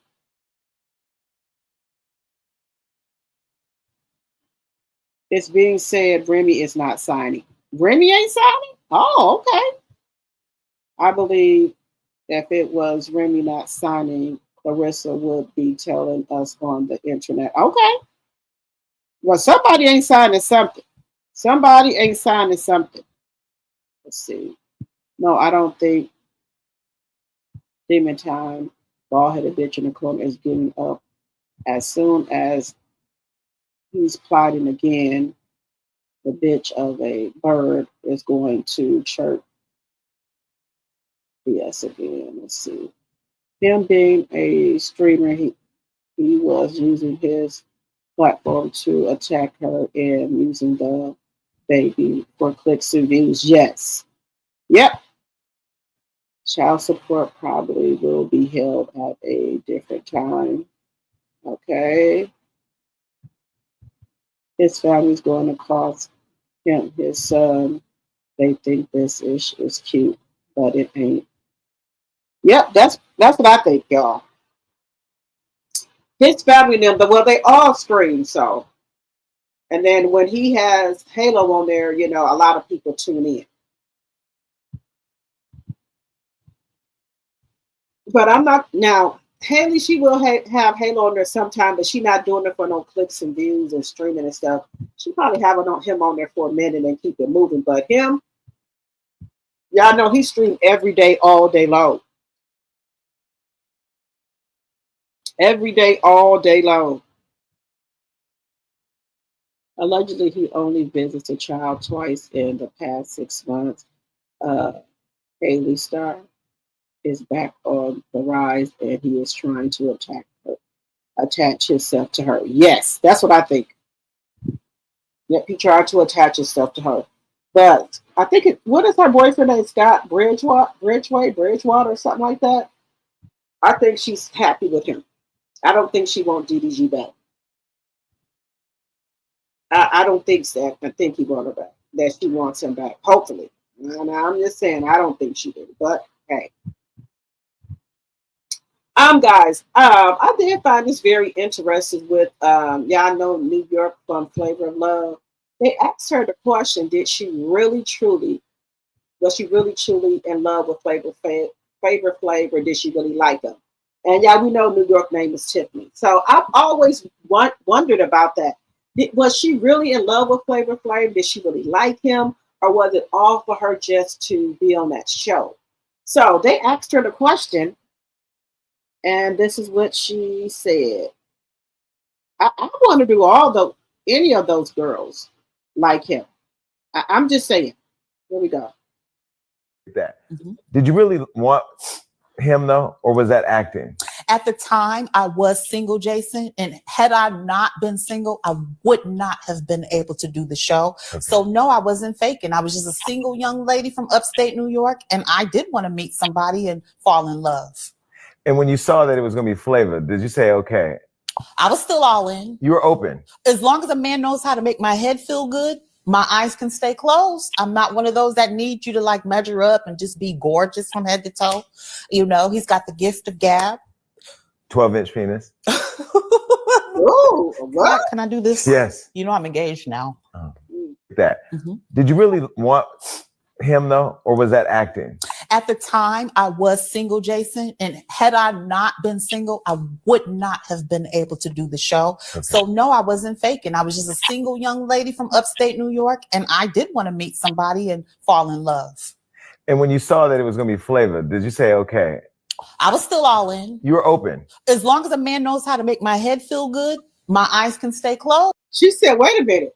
She said, make her head feel good and her eyes stay closed. Your eyes can't stay closed the whole damn relationship. You got to open your eyes up sometime. Now, I didn't know they said he was packing like that. They didn't know that part. And maybe that's what Bucky and Boots were arguing over there. So they will be on Love and Hip Hop Miami. Boots and Bucky. Yes. So that's going to be interesting. I'm not one of those that need you to like measure up and just be gorgeous from head to toe. You know, he's got the gift of gab. 12-inch penis. Can I do this? Yes. You know I'm engaged now. That. Did you really want him though, or was that acting? At the time, I was single, Jason. So what do y'all think? She said, they said 12 inches? Nah, I think Jason just exaggerating a little bit.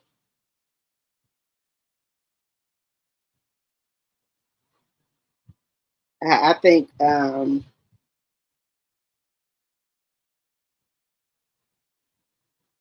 okay, well, I guess, I guess it ain't all about looks, guys, I don't know. I don't think everything is about looks, guys. I'm just saying.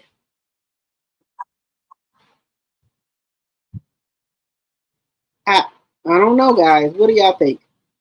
I'm just saying. You say he remind you of Daffy Duck. Oh, they have BT. Okay, I'm gonna look at that. Thank you, Linda. She's making her appearance on Love and Hip Hop Miami with Claudia Jordan next Tuesday. Who is New York is? Now, look, I'll just be honest with you. I couldn't do it. Now, I don't care. I couldn't do it. Hey, Valerie. Someone in his camp will post a picture of the child like he set it up in Italy. Yep, I think so too. The judge ordered his family not to speak on Haiti, so they are going to cause him to lose custody of the judge finds out. Okay. You said Teddy Bridgewater. Okay, thank you, Kenneth. The judge has given him a trial period to see if he will behave to comply. Okay. Well, we gonna see y'all. I don't know. Allegedly, he only business a child. We gonna see. I don't know. DDG. I can't. Now I did see him on a thumbnail. This is my first time ever seeing him with a dark skinned girl. So he was with a dark skinned girl. I guess he didn't drop, and then I dropped the 304 India Love allegedly and for entertainment purposes only because that girl been passed around more than a basketball. Just saying. Just saying. She's been passed around more than a damn basketball. So, and I think she got some issues too. She's always trying to do something to her body, putting stuff on her face, just like Krishan Rock. I think I don't know. Now, I will say India Love comes from a nice home, but I don't know. She says she's been out in these streets ever since she was 15. She's in clubs and everything. I said, wow. Oh, okay. All right. And she was, y'all know she was messing around with the game, allegedly for entertainment purposes when she was 17 years old. And the game is my age. So go figure, she's been out here. She's been with, let's just say she got a long list of men she done mess with. Yeah, a long list. So I don't know what was the reason that DDG wanted to get with India Love, but he got with her, and I guess he seen that she wasn't about nothing. Any man call her, she coming. She going. You call her, she going. So, but he was with a dark-skinned lady, nice-looking lady, but this is my first time ever seeing him with a dark-skinned woman, ever. So, I don't know what he's trying to do. Is he trying to say, that, he just don't date light-skinned women, but he was with a dark-skinned woman. And like I said, no homo. She was nice-looking.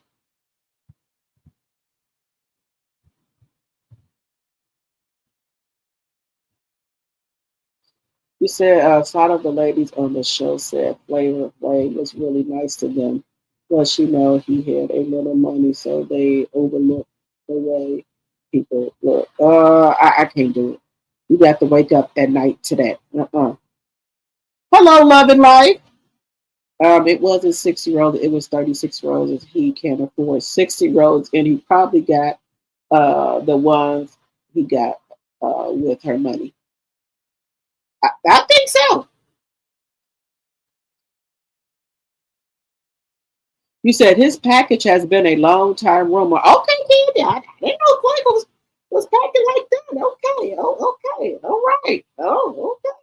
Well, I guess so, because when they asked New York, she said, you know, she had to have her sip of water. So okay. All right. Everybody, welcome. Loving life. Welcome. Yeah, guys. But like I said, he has been laying low for some reason. The bald headed bitch in the corner has been laying really low, and the mutt she's doing post and delete a lot. I don't know what it is. I don't know what's up, but excuse me. I'm hoping he has, put up the white flag and just let it be what it's gonna be. You know, I really wish people would do this. If they, if you know that right now you're not in a, and this can go for a man or a woman. If you know you're not in a stable place to take care of your kids properly, what's wrong with you telling the mother or your ex-wife or your ex-husband or boyfriend or girlfriend, hey, I'm not in a good financial space right now. I cannot properly take care of the kids how they're supposed to be taken care of. So I would like for you to have full custody, but if you wouldn't mind, I would like to see them every other weekend or one day a week, however we can, co-parenting, because no, I'm not in a good space right now to give them what they're used to and what they need. I do need to probably get some counseling and work on myself first. Just give me that opportunity to work on myself. Let me get my evaluation. Let me have some counseling, because I got some things that I need to address. There's nothing wrong with that. I would very, very much appreciate that, guys. I would so much appreciate that. And that shows how much of a woman or a man you are. So that's why I'm thinking maybe he has just decided to, just comply and stop all of this nonsense. Because usually he'll be strutting on down in the Madison County Courthouse. Y'all know he'll be strutting down in them tight nut hugger pants on, the motherfucking Buster Browns or penny loafers on, that tight ass jacket on, or that orange Juice Jones trench coat on, him and the mutt guy. But I saw you walking in the rain, fucking trench on, down in the Madison County Courthouse. Y'all know he would. So that's why I'm saying maybe, just maybe, he didn't, they had a picnic that she's not coming back. And maybe he didn't get that through his head that Mel is not coming back to him. That's what I'm thinking. He didn't kind of, she's not coming back, so.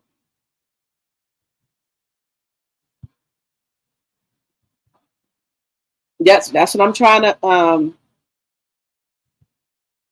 I'm just trying to give the benefit of the doubt to the bald-headed bitch in the corner. Maybe he just gonna go on over there with the mutt and sees what happened. He said that's his fiance, so maybe he just gonna go on over there quietly in the corner with the mutt and Miles Morales. Maybe he gonna get somewhere and set the fuck down. He know he can't beat Melanie, so maybe he just decided to go over there in the corner and have a seat. And just set in the mess that you'd have made of your family, and you wanted the mutt, so you need to set in it.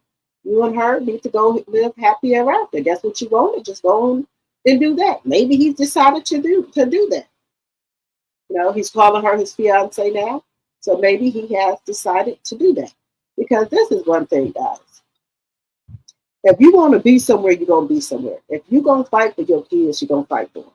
Now, he could have, if he wanted to, in my personal opinion, he could have made that courtroom. There's all type of flights going in and out of Huntsville, Atlanta, wherever. He could have came here for court, and he could have flew his ass back out there to California. That's all I'm saying. But you too busy riding up and down the street with Destiny, with the long ass crack. You want to show everybody that you was with Destiny instead of being in court. Just saying. Just saying. Just saying, y'all. Just saying. And if you're just coming in, please hit that thumbs up button, please, and thank you. Now, we're going to get into her, guys. We're going to get into her for a second here, where she is saying she's giving out tickets, guys. She will be giving out tickets. Yes, she is. Well, y'all know what I think, but I digress. I'm just going to mind the business. So this is what she's saying, guys. Keep following a blueprint, long ass crack. You and the bald headed bitch in the corner. I hope you don't bring him to there. I hope not. So this is her.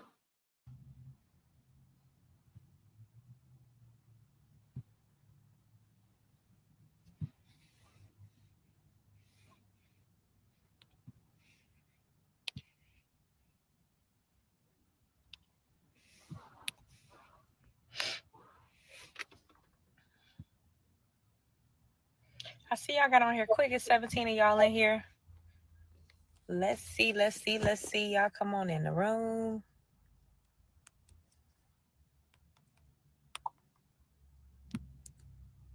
Hold on, y'all.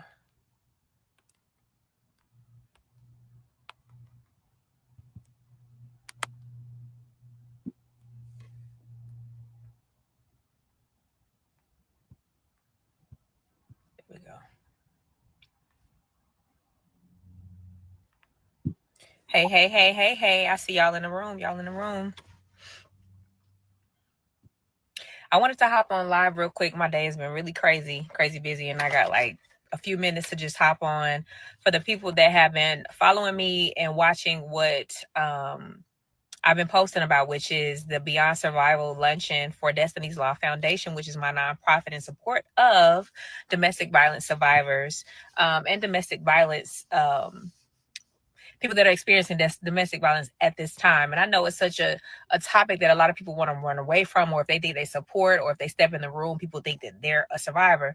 It's not always the case. More than not, people are standing in the gap for people that are silent about their abuse or silent about their experiences, or they're standing in the gap of their loved ones who are experiencing or have experienced it. So with that being said, I came on here because I'm going to be giving some free tickets away. I'm going to give 2 tickets to the event this Sunday, November the 2nd, here in Huntsville, Alabama at Studio 53. It's after church, so y'all should be able to make it. Can y'all make it around 12:30, 1 o'clock? I think y'all should be able to do it. If you DM me, the first 2 people that DM me will receive 2 tickets. Actually, the first person, let me say that because you might want to bring a guest. We'll be receiving 2 tickets to attend the event. Know that it's going to be food. It's going to be fun. It's going to be festivities. We're going to be talking about healing topics.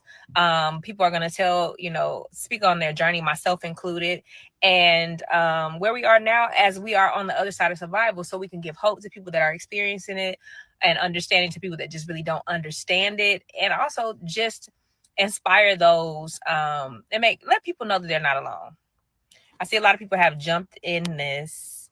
And if y'all have any questions, I see my foundation is on here, Destiny's Law Foundation. Y'all go and follow that IG page, follow on Facebook, and support the movement, support my Pain and Purpose initiative, because that's absolutely what it is. What started, what got me in, what inspired you to get involved in the fight against domestic violence? Being a survivor myself, and also being a person that's very strong nature, strong personality, people think that people that experience domestic violence or that are survivors look a certain way, or they're weak or things like that, and that's not always the case. A lot of times you end up in a situation and you don't even realize, for myself, that you're in it. And so until you have that wake-up call or something happens that really changes your mindset. I would like to know, when was the wake-up call? What happened? When did you experience DV? Not saying I was there. I would just like to know, because all while you was on the show, you never said nothing about it. You never came out on this here YouTube and said nothing about it. So I'm just trying to figure out, when did you decide that you were going to be a DV? I just find what inquiring minds want to know. Just want to know. Did you report this? Did you tell anybody else? Just inquire minds, just want to know. But look, I love the anything that got to do with DB is fine, but just not the person who gave it. Because I don't believe her still. Just my personal opinion on that. So with that being said, that was my, and I ran from it, baby, because I didn't want y'all in my business. But it's not about me at this point. It's about my healing through helping others. And that's just really the real on it. Well, what about your friend? What about the bald-headed bitch in the corner? What about him? So do you not believe what Melanie said? Just asking. But you trying to help women with DV, but you are friends with a person that committed DV allegedly for entertainment purpose on their wife? Just saying. And really understanding how to support, and also allowing people to understand that they're not alone, because I know what that feels like, or to not be believed, or people judging you and saying, well, you should have acted this way, and you would have maybe never even, that wouldn't have happened to you. Things like that people say that are just so insensitive and just so, we're not going to go there. It's going to be a positive live. Thank you, Deborah. I appreciate it. The Bob is Bob. And hey, what's up, cousin? Let's see what else. Let's see. What's up, Sharon, Denise? Thank you, Orisha. Why? Living for me, you said there's no sound? Wait a minute, I hear y'all saying no sound. Can y'all hear me now? What did y'all miss? Lord have mercy. Can y'all hear me?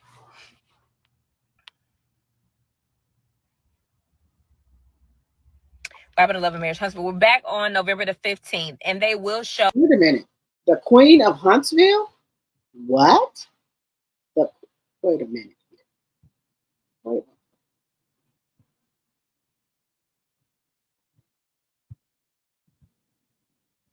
No matter what's going on, you are the most beautiful woman on the show, on that show. What now?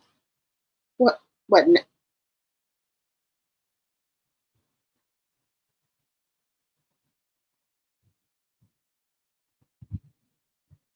Wait a minute. This lady said, I'm sorry. I'm so sorry, y'all, but as a mother, I'm struggling. Can someone help me and my babies with food for the night, please? Okay. Oh, okay. Well, okay. These people are saying, okay.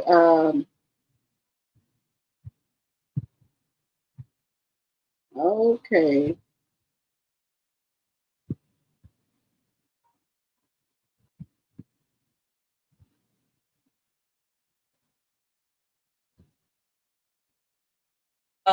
Which I'm so grateful for. They're going to show one of my first serve events, which was Destiny's Law Foundation partnering with Rocket City Boxing here in Huntsville, which is an amazing boxing gym that has their own nonprofit, and they have pledged to do self-defense classes for those that are survivors, and partner with Destiny's Law to do that. So we've had that first event, the serve event, and this will be our first luncheon. We definitely want to take this on the road. We absolutely wanted to grow. Our first one is here in Huntsville, November the 2nd, which is this Sunday, 12:30. Y'all will be out of church. If you have to get in there around 1 o'clock, wear your purple to support our survivors.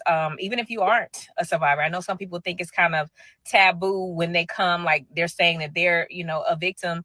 That's not always the case. Again, I don't know if y'all heard me the first time they said the sound was out, but you're coming to show solidarity and stand in the gap for the people that are not ready to step into the light themselves.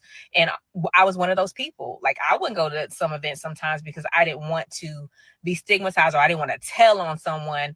But with that being said, again, this is an event that is there to support survivors and people that are still in their situations, also to give them hope, to provide resources. One of the main things that Destiny's Law will be providing is care boxes, which gives you access to advocacy, which gives you access to toiletries and things like that.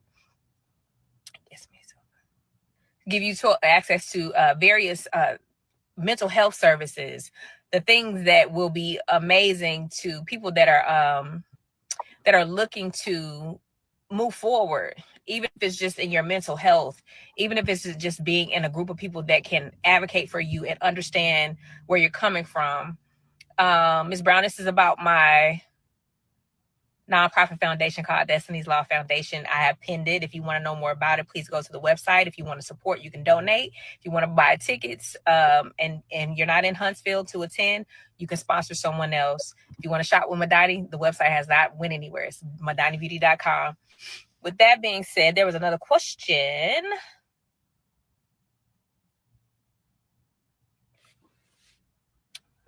Destiny's Law Foundation was created out of need.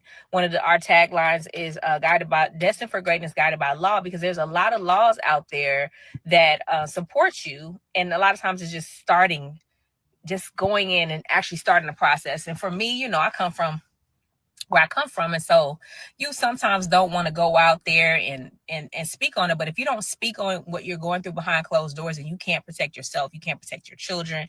And I just want people to feel empowered in walking away and, you know, being safe. So this initiative with Destiny's Law Foundation is for that. It's for those reasons. I know I'm passionate about it. I'm talking fast because it is a real pain of purpose event for me. And then the foundation itself is from pain to purpose, a purpose that I didn't want to walk in, but God kept pushing me into that light to say, share your story so that you can heal yourself and heal others. So that's why I'm here sharing that. Thank you, Black Tie. Thank you, Miss Brown. Happy birthday, Conrad. At this time, I'm just focusing on the foundation. I'm not bringing anybody up on the live. I just want to make sure that y'all have the website, that y'all are aware of this event that's on November the 2nd, and that you support it in any way that you can, even if it's just a small donation. If you want to sponsor a ticket, sponsor a table. And if you just want to come out, again, there'll be food, there'll be DJ, there'll be inspiring stories, there'll be gift bags and just amazing testimonies and just showing strength and solidarity, which is really what it's all about. So I hope y'all got enough. I will come back again this week live to talk a little bit more about the event and all the things. I do have to get to my next appointment, but I thank y'all for joining my live. I thank y'all for asking questions. So how can someone attend or sponsor the table for luncheon? The website is pinned in the comments. Go to destineyslawfoundation.com. Go to events. You can purchase a ticket. You can sponsor. You can donate. It's very simple. Website is very simple to do that. And it'll give you more information on what we actually do with Destiny's Law Foundation and how we're growing, and we're wanting to offer support and aid, not just in this community, but everywhere. Let's see. Did I miss anybody? Thank you, Dion. What's up, Major Cooper? Keosha? J. Marie Cable? Okay, that's enough for her. So, that's enough for her, guys. Somebody said that she is a queen. Somebody said she the queen, honey. She only come around when she begging for money. Yep. You said Dusty scamming again. Hello, my sweet. Dusty, did you pay your ex-employees or the PPP loan you defrauded from the government allegedly? I can't listen to this fraud. She said I came from where I came from. 403C. She was a bully on the show, but has a 403B for domestic violence. Detriment in her behavior is. You said, "Girl, bye." Dusty still lying. She is still being groomed. So, you said LB needs to be telling on you. Yes. She better stop playing with this alleged business. The IRS will come down hard on this foolishness. Yeah, because that's supposed to be somebody else's. She is trying so much. She is lying so much that she can't even keep eye contact with the camera. You said on the world. You said girl, bye. I hate that I do not believe Destiny being that I have lost two cousins in DV, so I am happy. I'm hoping I'm wrong, but I just do not believe her. I don't either. Because if this happened to her, why is she just not saying something? The only time I heard about a DV is when LeBear divorced her. She is charging too much money for those tickets. Talking about she is trying to help the people. Yeah, she ain't trying to help nobody. That's nobody wants to go to nobody. So nobody wants to go to. Nobody wants to do anything. She got maybe the 17 people she's talking to. 17 people she's talking to. 156 like 130 in the chat. Okay. What about LB that you put hands on him allegedly? Yes. And what about her friend? If it is quiet, thank God, and leave him alone. You said leave him alone, girl. Bye. I wouldn't follow you down the damn street. Desi, that clear lady is going to sue you for stealing her trademark. Show is Desi knows she. You said Desi. Destiny knows she's the only speaker. She don't have any speakers. Right. I don't think she has any. But this DV conviction, he may have been afraid to come. He likely would know that outcome would not be in his favor. Okay. Who is a therapist, doctors? I don't know. She said there's going to be all type of people there. I don't. He said I don't want to wish any more drama for Emil, so I'm not going to speak that into existence. Hopefully he's tired and gone and gonna leave her alone. I hope so. Linda said, Destiny, stop that line about DV. The narc never sleeps. He will never stop. Yeah, I don't think he go nowhere. You said, I agree. The mutt needs mental health and let it go because karma is going to really kick her. The bald-headed bitch in the corner is about to hit them streets of being a pimp demon town. The bald-headed bitch in the corner out here still stalking allegedly. You think he's still out here stalking?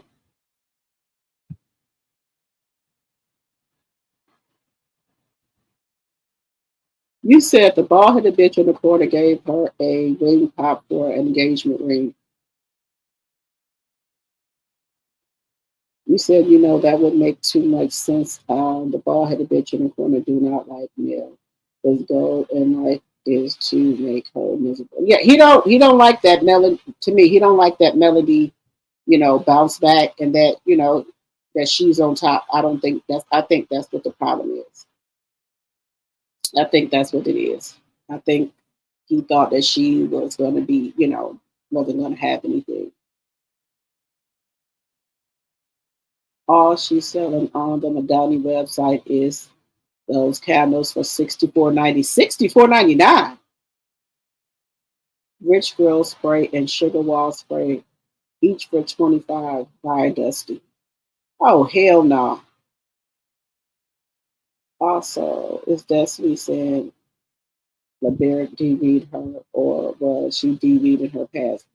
Allegedly and for entertainment purposes, I think she's talking about LB. They said she the queen. Queen, you said queen of dust. Dusty gonna get the bald-headed bitch in the corner as her speaker. You said he... Y'all, I'm just saying, I just hope he stay where he gonna stay at. I hope he, I hope he going on with his fiance. Now, My personal opinion, I don't think that LB did that. Now, we did hear stories about she DV'd him. We did hear that. We did hear that. That she was doing it to him. DV'd him. Now, I would kind of try to take her seriously if she wasn't friends with the bald-headed bitch in the corner for doing DV to Neil. I would kind of believe her if it wasn't for that, but I can't.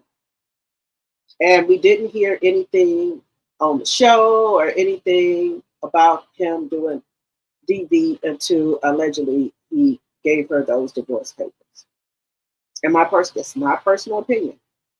Matter of fact, I gotta try to look up when do they go back to court.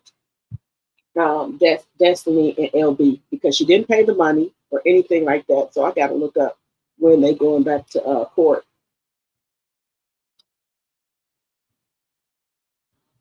I know it should be sometime soon that they got to go to court. I know that. I know it's not far off that they got to go to court. I know it's not far off.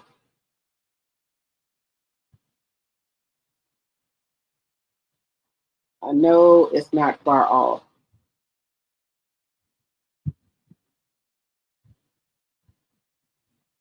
But I know they haven't been talking about it, about her going to court. I did want to get into, and we also know that T.S. Madison and Just Hilarious is at it again. Now, you can't make nobody, you can't make nobody accept that you are a woman if you're not. That's one of my things right there. You can't make nobody, if they don't want to accept it, then that's okay. But T.S. Madison, honey, she is trying to make Just Hilarious accept that she is a woman. Now, I think this is hilarious. Hello, Cynthia. You can't make nobody accept that. So we're just gonna keep letting T.S. Madison get away with this rhetoric that he's doing with Just Hilarious. We're gonna keep letting a man try to bully a woman through the internet because she doesn't agree with him being a woman. T.S. Madison, you're not a woman. There's nothing that you will do that will ever classify you as a woman. You wasn't born as one. You didn't live your life as one. You don't look like one. So every time you come for this woman, you're showing that you're misogynistic. The whole beginning of this beef is because, again, Just Hilarious didn't acknowledge that a trans woman was a woman. She felt like they were men. I feel like that too.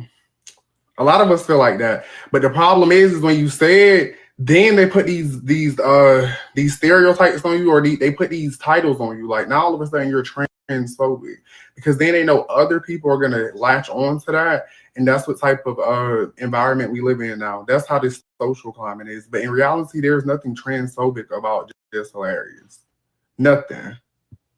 But you know what's even crazier to me is that he's always inciting violence in his followers and in his rhetoric towards women. Like, Just Hilarious might have said that, but he didn't have to incite violence towards her. Trans people always talking about how people are so nasty towards them. One thing I didn't hear Just Hilarious do is tell people to go threaten him and to go bother him and go to threaten his life, threaten his kids, talk about all these things, dox him. I didn't see Just Hilarious tell people to go do that. I saw Just Hilarious give an opinion. So you mean to tell me that you think that by somebody giving an opinion that differs from yours, you think that it's okay to dox them, harass them, and do all of this illegal activity through the internet because y'all are a group of people that you feel like are worth more than everybody else? One thing that you should probably consider is that if you're less than 1% of the population, why the fuck do you think all of us have to conform to what you want?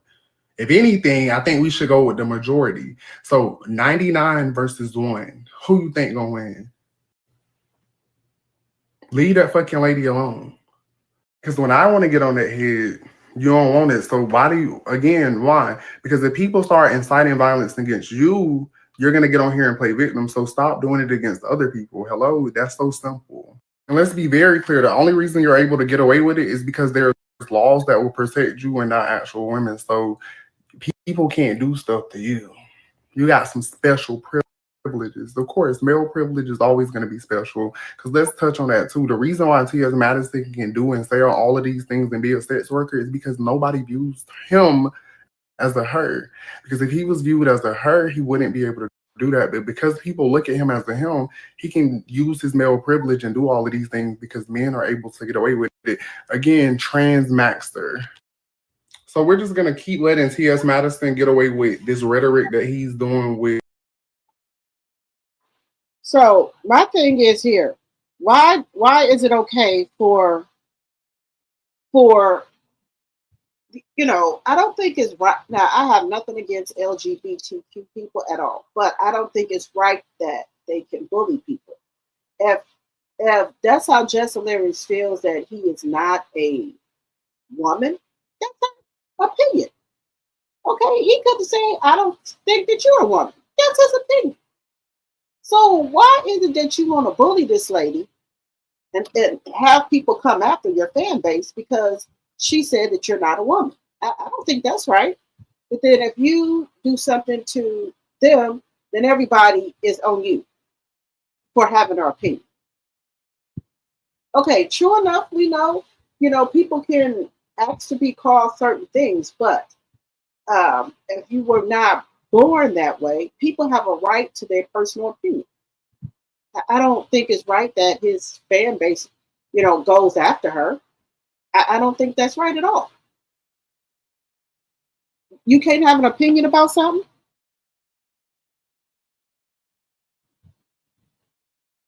I like him because he up on the real tea. Yes, he is telling the truth. Them folks are so disrespectful to Black women and try to bully them. Right. You found it? Okay. A lot of the LBGT community do not support T.S. Madison bullying Jess. Okay. All right. Glad to hear that. You said T.S. always bashing women. Hello, CEO Finance Queen. Hello, Cynthia. I'm so sick and tired of T.S. Madison. He thinks he's going to bully others. Right. You said the demons and narcissists never sleep or nor slumber. He is plotting for a new attack. Okay.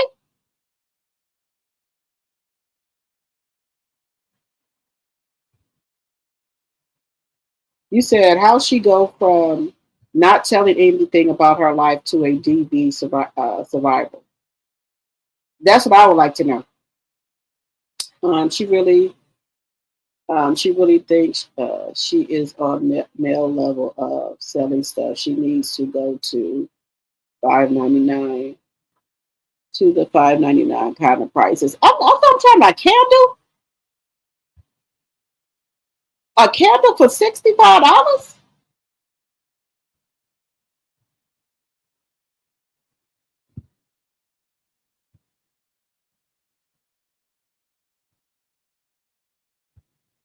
$164 likes and 124 in the chat. Thank you, Linda.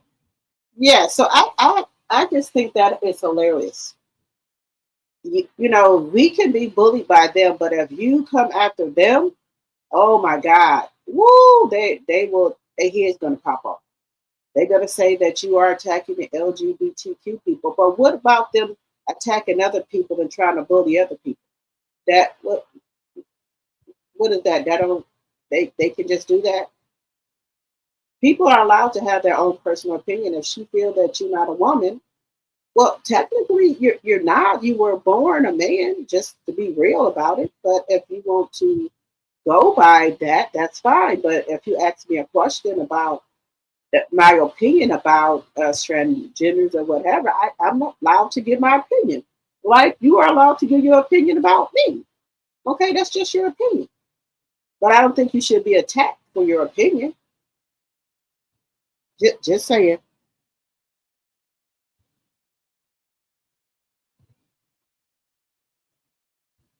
You said, I personally don't have a problem on, let me see. I personally don't have a problem on how other people identify. My problem is someone else tried to tell me that I'm other than the woman that created me to be. Right. There we go. Let's see. We don't buy from scumbags like Dusty. Laugh out loud. We buy from Jay Taylor. Boom. Yes, I wanted to get some of Jay Taylor candles. I think he got candles and air freshener, I think, or something like that. I would like to buy something from him. Now, now some of the stuff somebody said that she bought it from Alibaba, the candles and stuff. I don't know. That's what they said they look like. They said they saw them on Alibaba. That's it. And then you coming over here charging us $64 for a candle, $64.99 for a damn candle. Oh no. Mm-mm. I could at least, if she would at least said 20, but 64, you can go to a Bath and Body Works and get better candles than that. Or Walmart, they got good candles too. Or Yankee Candle. Girl, mm-mm. So you be trying to support people, but they be trying to get over on you. You be really trying. But these people will try to get over on you, especially her.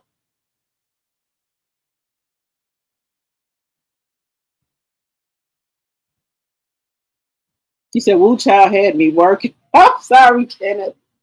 Um, yes, Alibaba. Exactly. I don't care what parts they buy, how they flick their wrists or call each other girl. They are still a man. That's what I said. But you know, if you want to identify as if you want to go by a woman, that's your prerogative to do. But if you ask me my opinion, I'm gonna say I still, you know, you still are a man. I'm just sorry about that. It just is what it is. But you cannot get mad at me about my opinion. You'll say you're a woman, I can say you're a man, and then you know. But again, I don't have nothing against that. But you know, everybody should be allowed to have their own opinion without them being attacked or bullied. That's all I'm saying. Did you get it? Where did you send it to, Kenneth? Yeah, people, right? People have the right not to co-sign the delusion. Surgery does not erase X or Y chromosomes. You right about that? Let me know where you sent it to.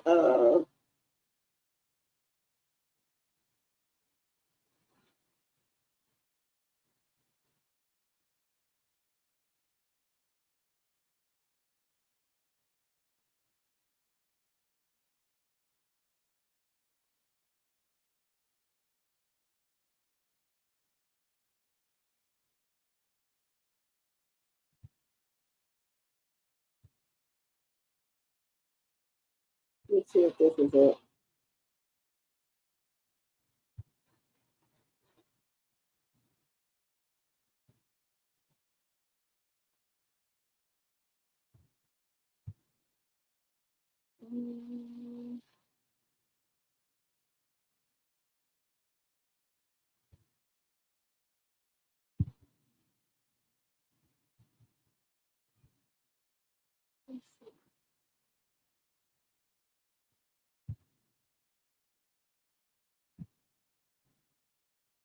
Let me see some.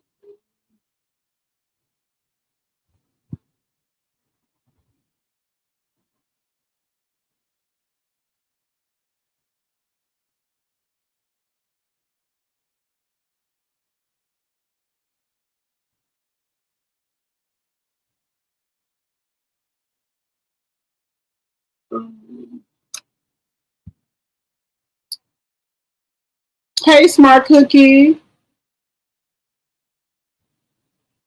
Dusty wants. Dusty wants two Dusties. Swap with Mel. You think so? Yes, thinks.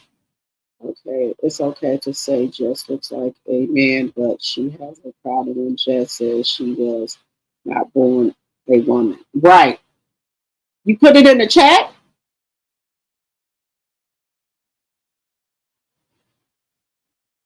Where's it at? I put it in the chat. Don't sit here.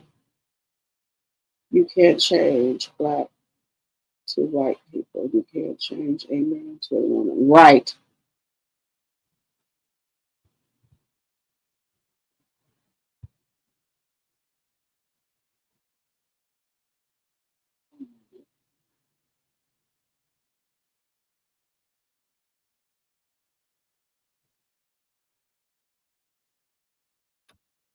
I don't see it in here.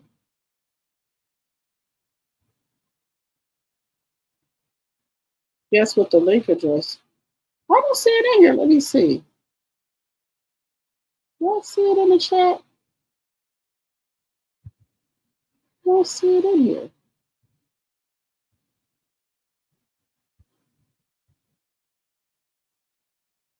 I don't see it in here.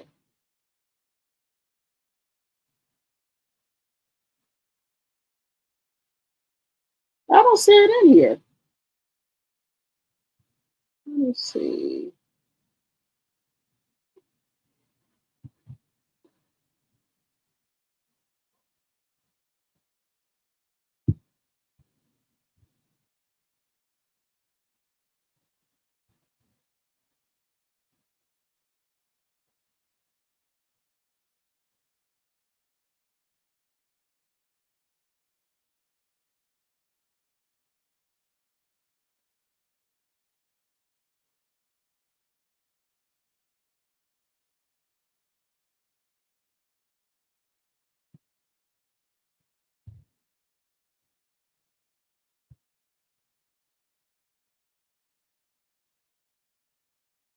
I don't see it in here.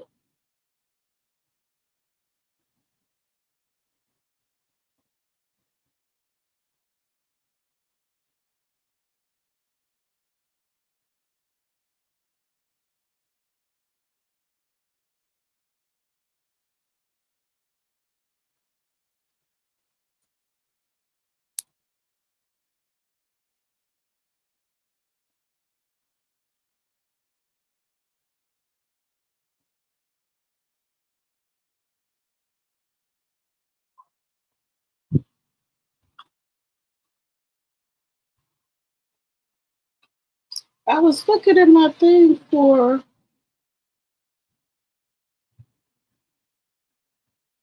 Oh.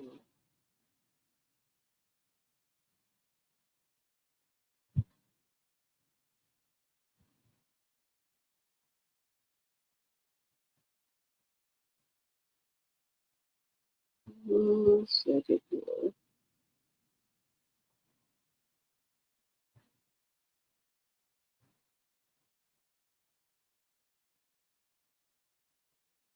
Let's see.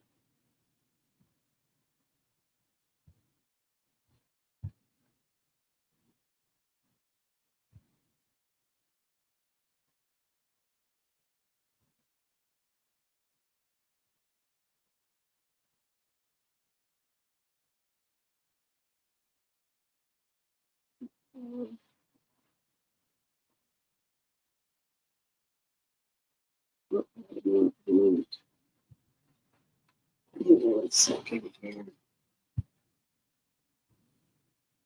Yeah, I don't. Yeah, I don't know what's wrong with T.S. Madison. I really don't. I don't know what her problem is. But I think she does that because people don't say nothing to her about her actions, and nobody never says nothing. So she just does what she want to do.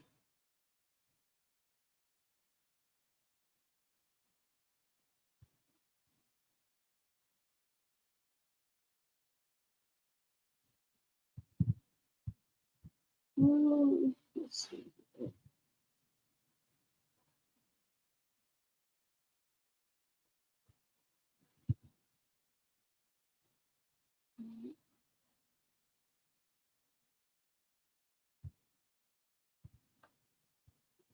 One second here.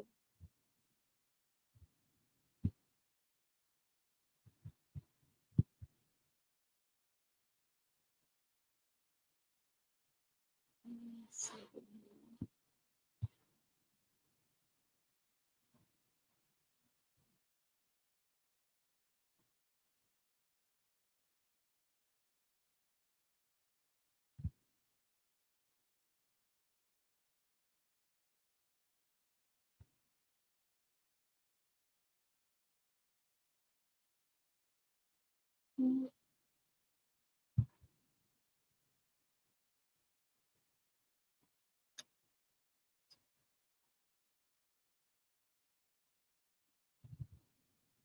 second here. I'm trying to hope this is okay.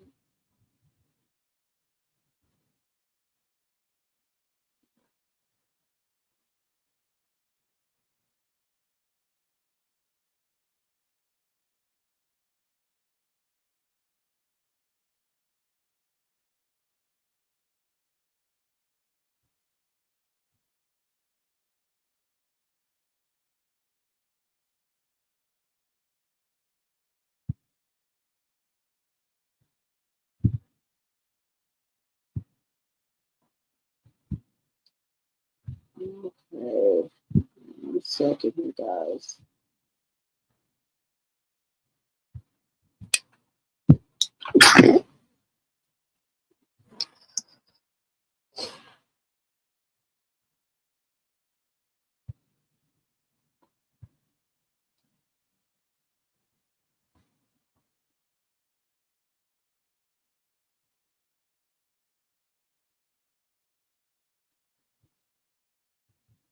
I'm gonna have to fix this.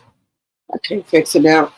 Okay, guys, something is wrong here. YouTube might be taking it down. We just enter it again.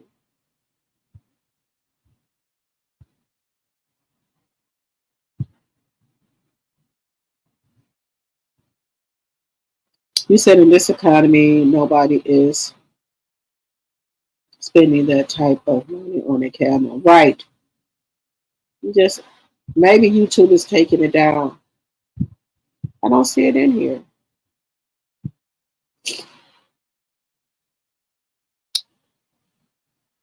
I'm gonna have to switch this over. For some reason, it's not. Let me get into my other account because I have two accounts, and for some reason, it's not. Let me get into it. Let me see.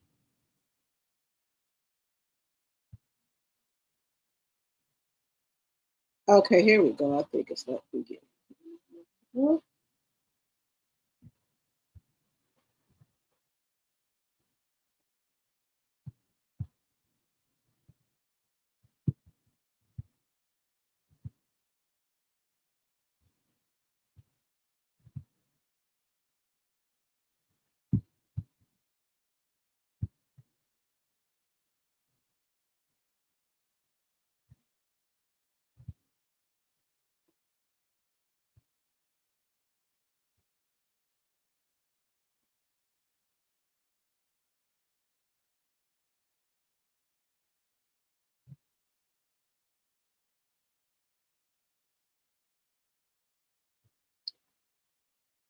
I'm gonna have to try to fix this when I get off of here.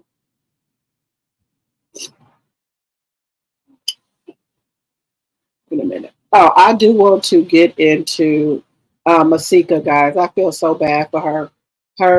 As y'all know, that her husband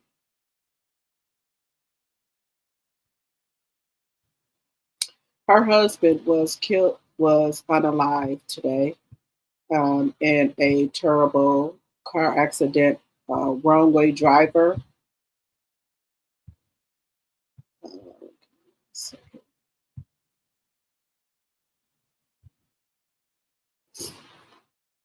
You can send it to my email, droptheT74@gmail.com. So, Love and Hip Hop alumni Masika Kalisa asks for privacy after husband Jamar Champ unalive in a Houston crash. So let's see what she got to say, guys. This is her husband. I understand the blogs have a job to do. I just ask respectfully that you guys refrain from posting information until I do. Because word spreads fast to children. And although my kids aren't on social media, a lot of their friends are, and a lot of their parents, all their parents are.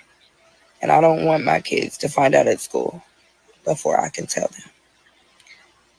So respectfully, I just ask to please, blogs, let me make an announcement before you do. I understand that blogs have a job to do. I just ask respectfully that you guys refrain from posting information until I do. Because word spreads fast to children. And although my kids aren't on social media, a lot of their friends are, and a lot of their parents, all their parents are. And I don't want my kids to find out at school before I can tell them. So it says, according to Houston police, the incident occurred around 12:05 a.m. near 6600 block of I-10 Arcady Freeway, just before the Washington Avenue and Westcott Street exit. A BMW sedan traveling westbound in the eastbound lane collided with a Tesla Cybertruck heading towards downtown. The impact caused the Cybertruck to bounce off and strike a 18-wheeler also traveling eastbound. The BMW caught fire, and emergency responders pronounced a man driving unalive at the scene. Let's see. A 66-year-old driver of the Cybertruck was transported to a local hospital in critical condition and was later pronounced unalive. The 18-wheeler driver remained at the scene and was unharmed. Masika Khalees has expressed her need for privacy as she navigates this tragic event with her family. Our thoughts are with her and her loved ones during this incident. This incredible, difficult time. So yeah, that's her husband right there. And there was a picture of her her with her children. And she has been married to him for a while.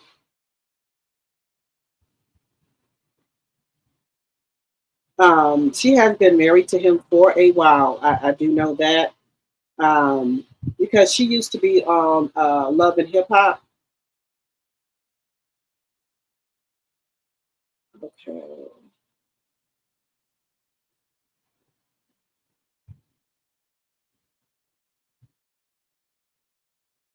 Okay, I got it, Kenneth.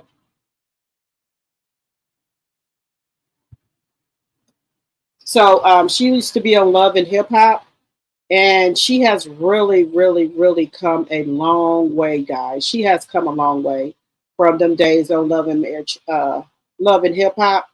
So she has come a long way. She has.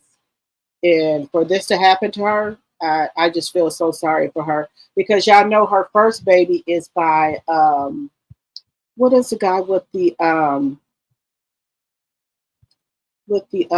one eye, Fetty Wap.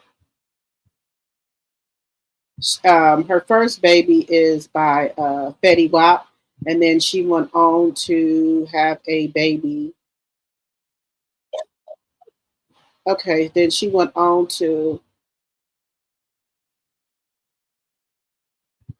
have a baby by her husband. But thank you, Kenneth, for sending this to me. So this is here. Martell shows why you can't have revenge and power at the same time. So this is Dion here. Let's see.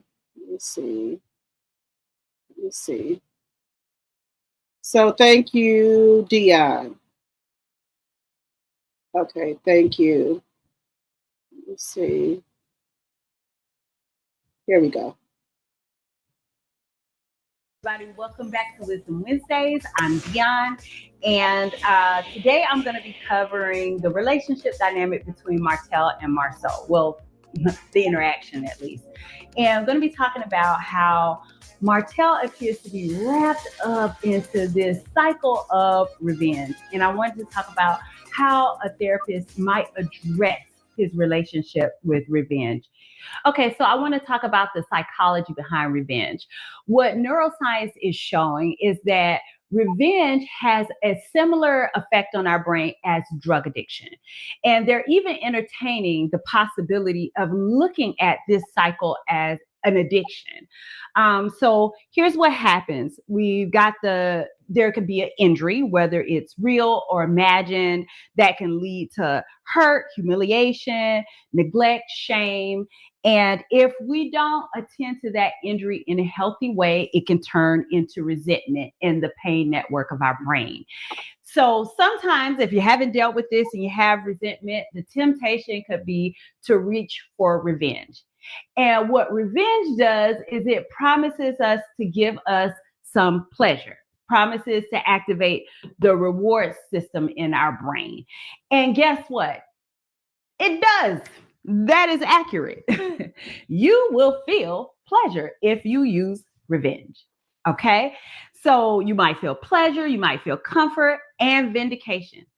The problem with that is that it's a mixed bag. It's bittersweet, because while revenge might give us a hit of pleasure, it might change our emotion.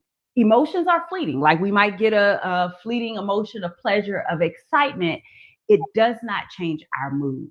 It's very temporary. So therein lies the problem. That's why it's not a long-term fix. And here we are right back at our pain. If you don't resolve the pain, you're going to go and you're going to look for more of what worked the last time, which might lead you right back to another bout of revenge. And again, that cycle, you might experience it. You might ride off that high for a couple of hours, a day. I don't know. Maybe you revel in it for a week. The problem is, again, it's not a long-term fix. So after you get finished feeling what you're feeling, you're right back here because you have not addressed your pain. You have not done anything to heal your pain. And that's what I see happen for Martell. I watch him get stuck in this cycle. And the other dilemma that you have with using revenge instead of healing is you essentially hand your power off to someone else. It's like giving them the controllers to your life, because what you're depending on is their reaction. You're depending on them to react to whatever vengeful thing, whatever vengeful behavior you have. And they have the option not to respond to it. They have the option to go no contact, to ghost you, they may have the option to limit the contact. So let's say you're in a family situation, you have children with a person, you might not be able to go no contact at all, but you can significantly limit that person's access to you. And so again, this cycle keeps going. You need more and more of it. And it's heavily dependent on somebody's reaction to it.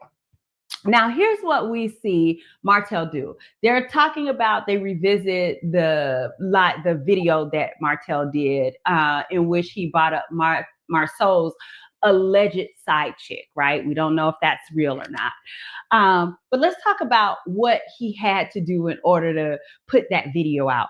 He had to spend time making it. So he used a time resource. He also had to put some energy into it. This was born out of resentment. Maybe it's born out of hurt and humiliation. And again, the idea of, I want you to feel what I feel. So that's the energy. That's the emotional and spiritual energy that he spent on it. Effort. He had to contact the person who he invited. He had to secure a venue. So, which leads me back to a money resource. When you add all of this up together, power. This is power that he is absolutely giving away to Marcel. Power. This is investment. He is now investing heavily into trying to get a reaction from Marcel. So if I'm his therapist, I'm going to keep in mind that he may not have a lot of empathy for Marcel, and that might not be a place that I could access or a place that I could start. So one of the things I'm going to do is I'm going to go and I'm just going to start with validation. Now, validation isn't saying that I agree with you. I think the way you're interpreting the experience is accurate. It's just saying, if this is true, I can see how you can get there. If you and Marceau had been practicing infidelity together with other people, and you have this awareness that his public life doesn't match his private life, and he's giving you advice publicly, or maybe taunting you publicly about the failure of your marriage, I can see how you would want to reach for revenge. That makes sense to me. And at the same time, I'm going to point out that this doesn't seem to be healing for you. Or ask how well this is working. Are you getting the results that you wanted to get? Now, here's my guess. My guess is that he spent all this time, energy, money that he could have been spending building a business, spending with his children, going on vacation, doing something for them, rebuilding the new family that he has. This went into a project that was meant to maybe humiliate Marceau and expose Marceau. And my question is, how do you know if it works? What metrics are you using? Are there people who are like, gee, I didn't think Marceau was cheating, but now that I saw this video, I'm sure of it. My guess is that the people who walked away after watching the video thinking that Marceau was cheating already had that thought. They already had that opinion. So what's your end game? What are you trying to get out of it? And at what cost? How far are you willing to go with this? How much more are you willing to invest in this? Because at this point, Marceau is using this stuff to now turn it back on him and taunt him. And I think Marceau is getting wrapped up in the revenge cycle as well. That's a story for a different day. But he's actually taking it and taunting him with it at this point. So are you actually getting the results that you want? Would your time and energy be better spent somewhere else? What could you have done that would have been building, would have been long lasting, would have appreciated the value of your life? Because this is depreciating. This right here, this is costly. It has minimal reward. This is a depreciation in the value of your life, in the quality of your life, getting caught up in this cycle. What could this have gone to? What could this resources, what could this power, how could it have been better? Fair use, this is used for entertainment purposes only, for teaching and learning. Spent. Those would be my questions. Okay, so now I want to take a look at the two paths you can use to deal with pain from a real or perceived injury. You have revenge and healing. Revenge focuses outwardly. It focuses in on the offender, while healing focuses in on your healing, your spiritual, emotional, mental, and physical healing. These are things that you have control over. Revenge focuses in on resentment. It gets you to keep ruminating and rehearsing how someone hurts you, while healing gets you to take a look at your character development. This is an opportunity for you to develop inner peace. And that's what can give you some resilience against the life. Life happens. Life is not fair. So it can give you the ability to withstand things that are not fair. Revenge has short-term satisfaction. I'm gonna keep it all the way funky with you. It feels good, but it's not transformation. It does not have the same transformative property that healing has. Revenge focuses in on the emptiness, or it creates long-term emptiness, should say, while healing creates a long-term growth. Revenge invites retaliation. Healing invites de-escalation. Revenge undermines your credibility. If people are seeing you act impulsively and erratically, and at some point compulsively, like you keep doing things that are spiteful, you're going to damage your credibility. And that could be with your business partners, your friends, your family, co-workers. It just is, it's not going to stay neatly tucked into that relationship. Now, healing establishes trust with those people, because then they see, okay, I like the way this person handled that offense. Revenge ties identity to your hurt. At some point, you become a perpetual victim. That becomes your identity, so you can keep justifying your behavior. Healing ties your identity to your resilience. It doesn't mean that things aren't happening to you. Life is still happening. Things are still happening that are not fair, but you're proving to yourself that you can overcome, that you can recover from those circumstances. Revenge gives away your power. It essentially hands it to another person, outsources it, and say, I need your reaction in order to feel whole.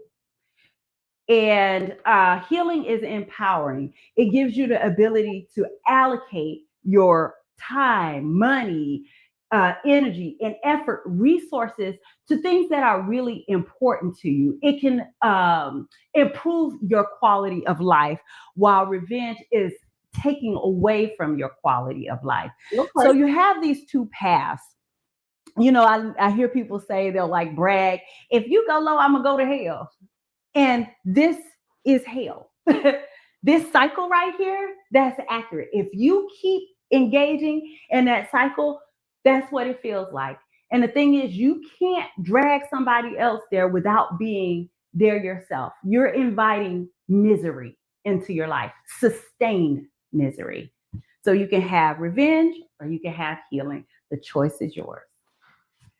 So we've already covered revenge from a psychological standpoint. Now I want to cover it from a biblical standpoint, a spiritual standpoint. So if scripture offends you, this would be a good time to go ahead and exit the conversation. Thank you for stopping by. Do not take revenge, my dear friends, but leave room for God's wrath, for it is written, it's mine to avenge, I will repay, says the Lord. And so what I like to look at and what I like to do with this scripture is the part where it says, I will repay, instead of looking at it as God saying, I'll get them, I'll repay them. It's more like, I will repay you. I will take every bad situation and turn it into something beautiful. I will make sure that you have all the peace you need in order to get through this. I will keep your heart. I will keep your mind. Okay. I will restore you. I will take what people meant for your evil and work it out for your good. And so I'm encouraged to not so much think about what I want God to do to them, but what I want God to do in my heart, what I want him to do in me. I don't have to be governed by the storm that's happening around me. I can't control the storm that's happening around me. I can control the storm that's happening inside me. And if I submit that thing to God's care, then he will repay. And I don't even have to worry about the vengeance. He's got it. He's got it. So that's my spiritual take on it. Bye, y'all. Okay, so what did you think, guys? What did y'all think about what she said about Martell? Okay, she is talking about the bald-headed bitch in the corner, his revenge. Yes. How's she not talking about, let me see. How is she not talking about the show, but talking about the bald-headed bitch in the corner of my soul? Right. So I think that this is probably why her and Destiny are not friends anymore. I don't think that she liked that Dion broke this down. That's why I think they're not friends and don't talk anymore. Allegedly, and for entertainment purposes only. This is why I think they're not talking anymore. I don't think that she liked that she did this. That's my opinion. Hello, Cass. Hello, hello, hello. The fake roach therapist came up in my scrolling, and I selected don't recommend her channel. She's a lying troll. Okay. Okay. Is she talking about her friend Dusty? She's talking about the bald-headed bitch in the corner in Marceau. She is saying that you can't have revenge and power at the same time. She has not had anything to do with that show for a long time. This video is old. I just remember it. She is a real marriage and family therapist. Okay. If she was about her business and her practice, she wouldn't be targeting the bald-headed bitch in the corner in the stars. I see right through her. Okay. That's exactly what she's trying to do. She's trying to win over the Scots. Okay. Okay. Destiny is a fraud. It's best always a needy bipolar. Okay. All right, Karen. Okay. I know she got away from the lot lizard. In my opinion, she did not want to destroy her practice. That's what I was thinking. Did she say if she was his therapist, is she trying to get on the show? That's a good question, Roz. When you add it up, it still equals broke and broken. Yes. Dusty and the bald-headed bitch in the corner are on the same page. Dusty therapist saying that she is breaking him down to a T. Yes, we know that. Well, did it. Why she never addressed Destiny's problem, because it's clear she has many. I think that's why they're not friends anymore, because my personal opinion, I think the therapist was tired of her trying to take up for the bald-headed bitch in the corner and not want to have him take accountability for his actions.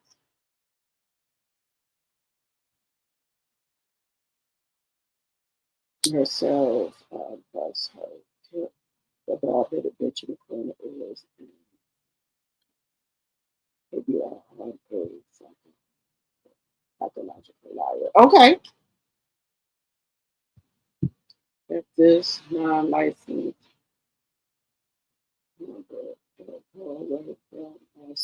but she can't.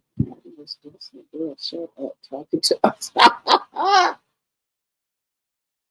Yes, I think that she was. I think she got upset at Destiny.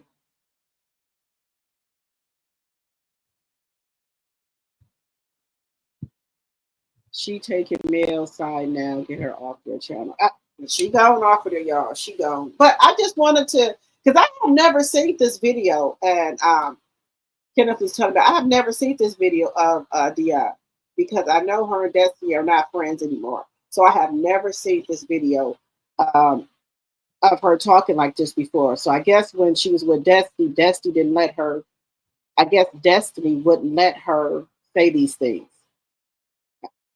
That's in my personal opinion. I don't think Destiny wanted her to say anything about this. So I think that's why she never, I think that's why her and Destiny are no longer friends. Just my personal opinion. I could be wrong, but just my personal opinion. Now,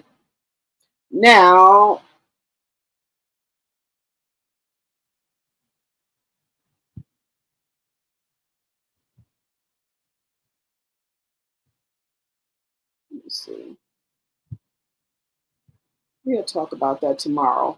We'll talk about that one tomorrow. It looks like Cardi B went to go, allegedly, if this ain't AI, allegedly she went to go see R. Kelly. I don't know why, but she did. She went to go see R. Kelly for some reason.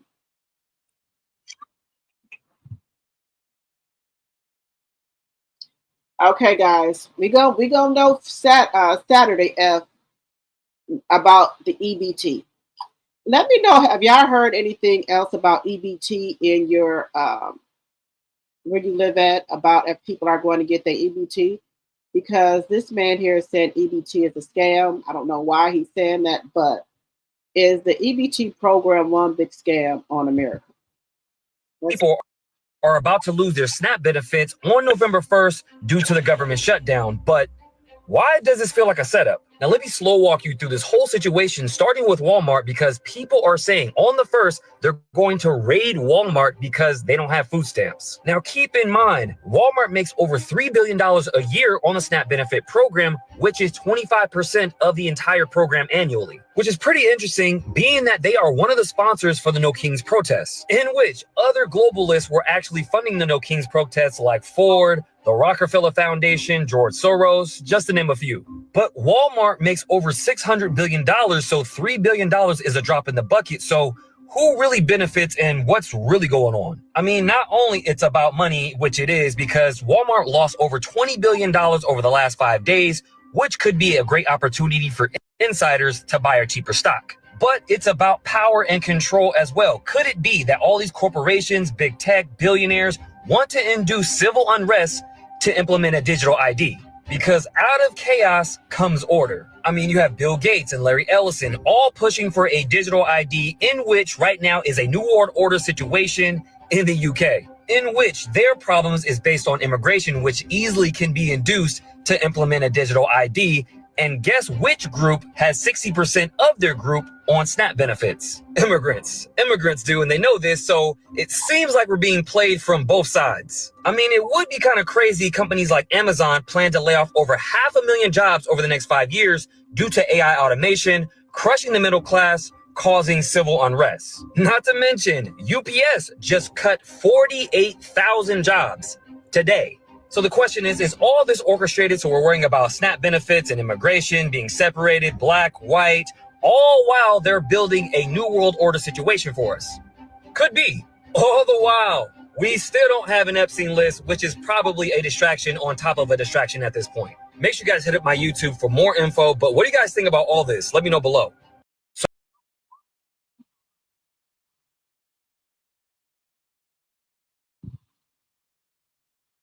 So these people are about to lose their SNAP benefits.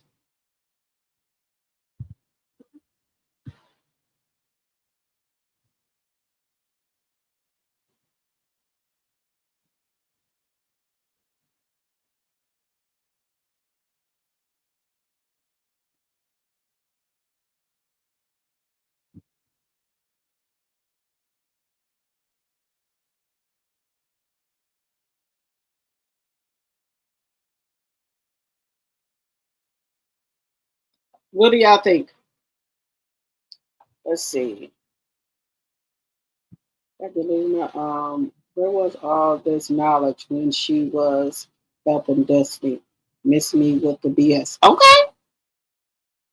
I think she was only saying what Destiny wanted her to say. I agree with that too. I think she realized the importance, the impact this was going to have on her business. A lot of professionals come out against her. Okay. The rich get richer. You right about that? I don't know.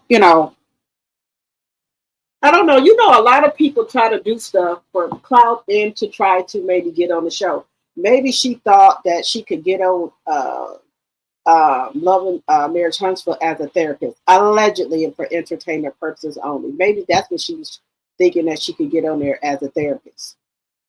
But that didn't work out in her favor. And then some people say that Destiny was allegedly,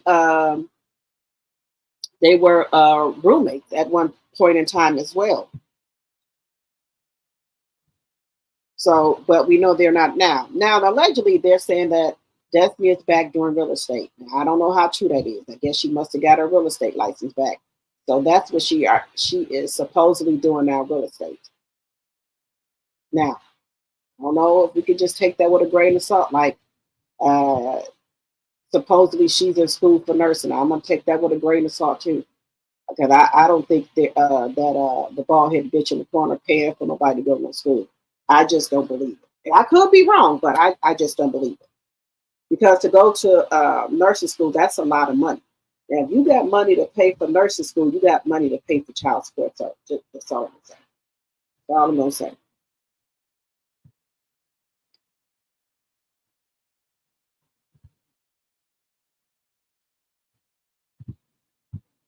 Yes. If you guys need grocery, go and get them because it's being said that the grocery stores will be closed on November 1st.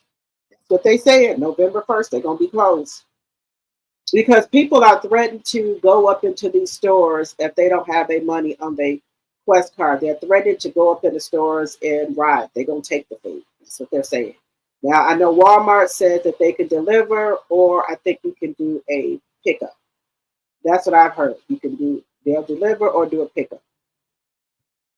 But I'm pretty much set on grocery. I'll probably get some more bread or something like that for the house. But yeah, I got groceries and stuff. So I just probably go get a couple of more things. But yeah, they are, this is what they're saying. Now, we're going to see if there are going to be any stamps come the first. You will know if there are not no stamps, baby. You'll be hearing about the stores that ain't closed get raided. Now, I understand that people ain't going to let their kids starve or they self-starve, but is it worth you going to jail? Just think about that. Is it worth you going to jail? Now, my sweet, I did hear that the bald-headed bitch in the corner bought her some roses, but I don't know about no ring.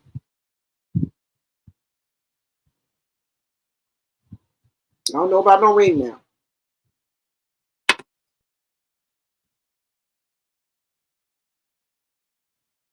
Now, guys, I'm just going to go over one more. I want to go over one more thing. Let me know if y'all live in Dallas or Houston, because I just want to get to the bottom of this. Bodies keep turning up in Houston bios. Officials swear there's no serial unalive, but residents aren't buying it. Now, do y'all think by all these bodies keep coming up in the bio, y'all don't think that there is no serial unalive there? Now, my personal opinion, I do. So I don't know how they getting these young women, because I follow a lot of other people on YouTube that live in Dallas and Houston, and they be out at Sunday Fun Day. They be partying all the time, and don't nothing seem to happen to them. And a lot of people go there for vacation or the weekend, and they be partying and everything as well, and don't nothing happen to them. So I'm just confused as to what's going on here. Why aren't the police putting any cameras over there? Having someone stake out the bayou or something. Have some police over there by it. That's all I'm saying. Because there are so many people that's coming up on unalive, and they are being thrown in that bayou. So I don't know what's going on there, but something is going on there. And if they know this is happening at these, because I know somebody said it's a couple of bios, they should put police there or put some type of cameras or something. Because how do all these people keep being found in this bio and nobody knows nothing? Now, like I said, I know the police probably don't want to alarm people, but my personal opinion, I think it is some type of a serial unalive there. Let me know what y'all think in the chat. And if you live in Dallas or Houston, let me know what y'all think. Have y'all heard anything about this? Are the police telling y'all to be, aware of your surroundings? What is going on there in Houston and in Dallas? Let me know. Let me know in the chat. Let me know what's going on there. Because people are, they are, fearing for their life.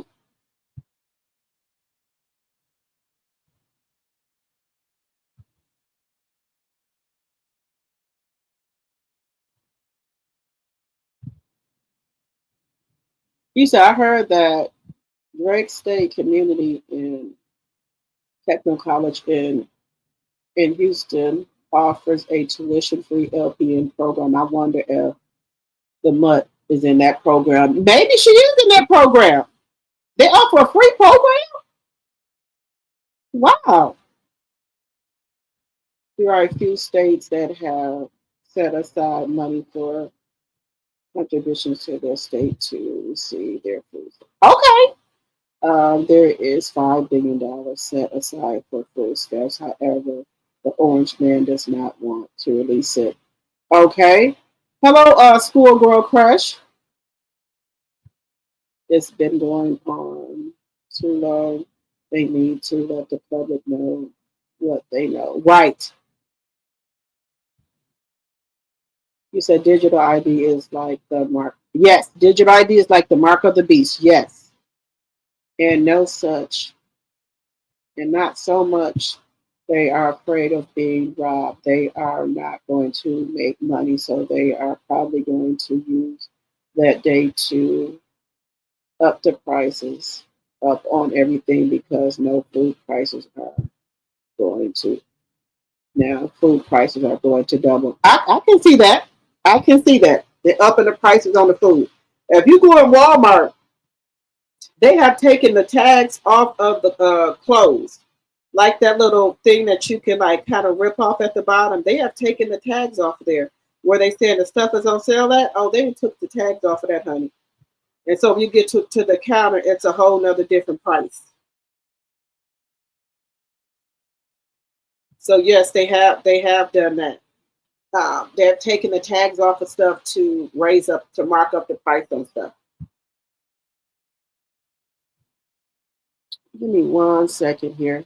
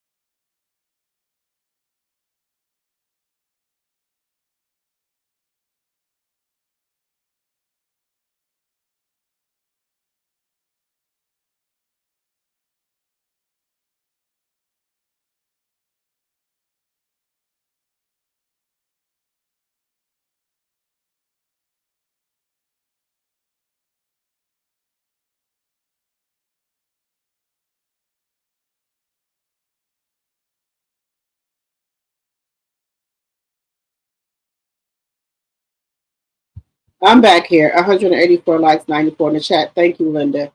Have y'all heard anything about Houston or Dallas about these unalivings there?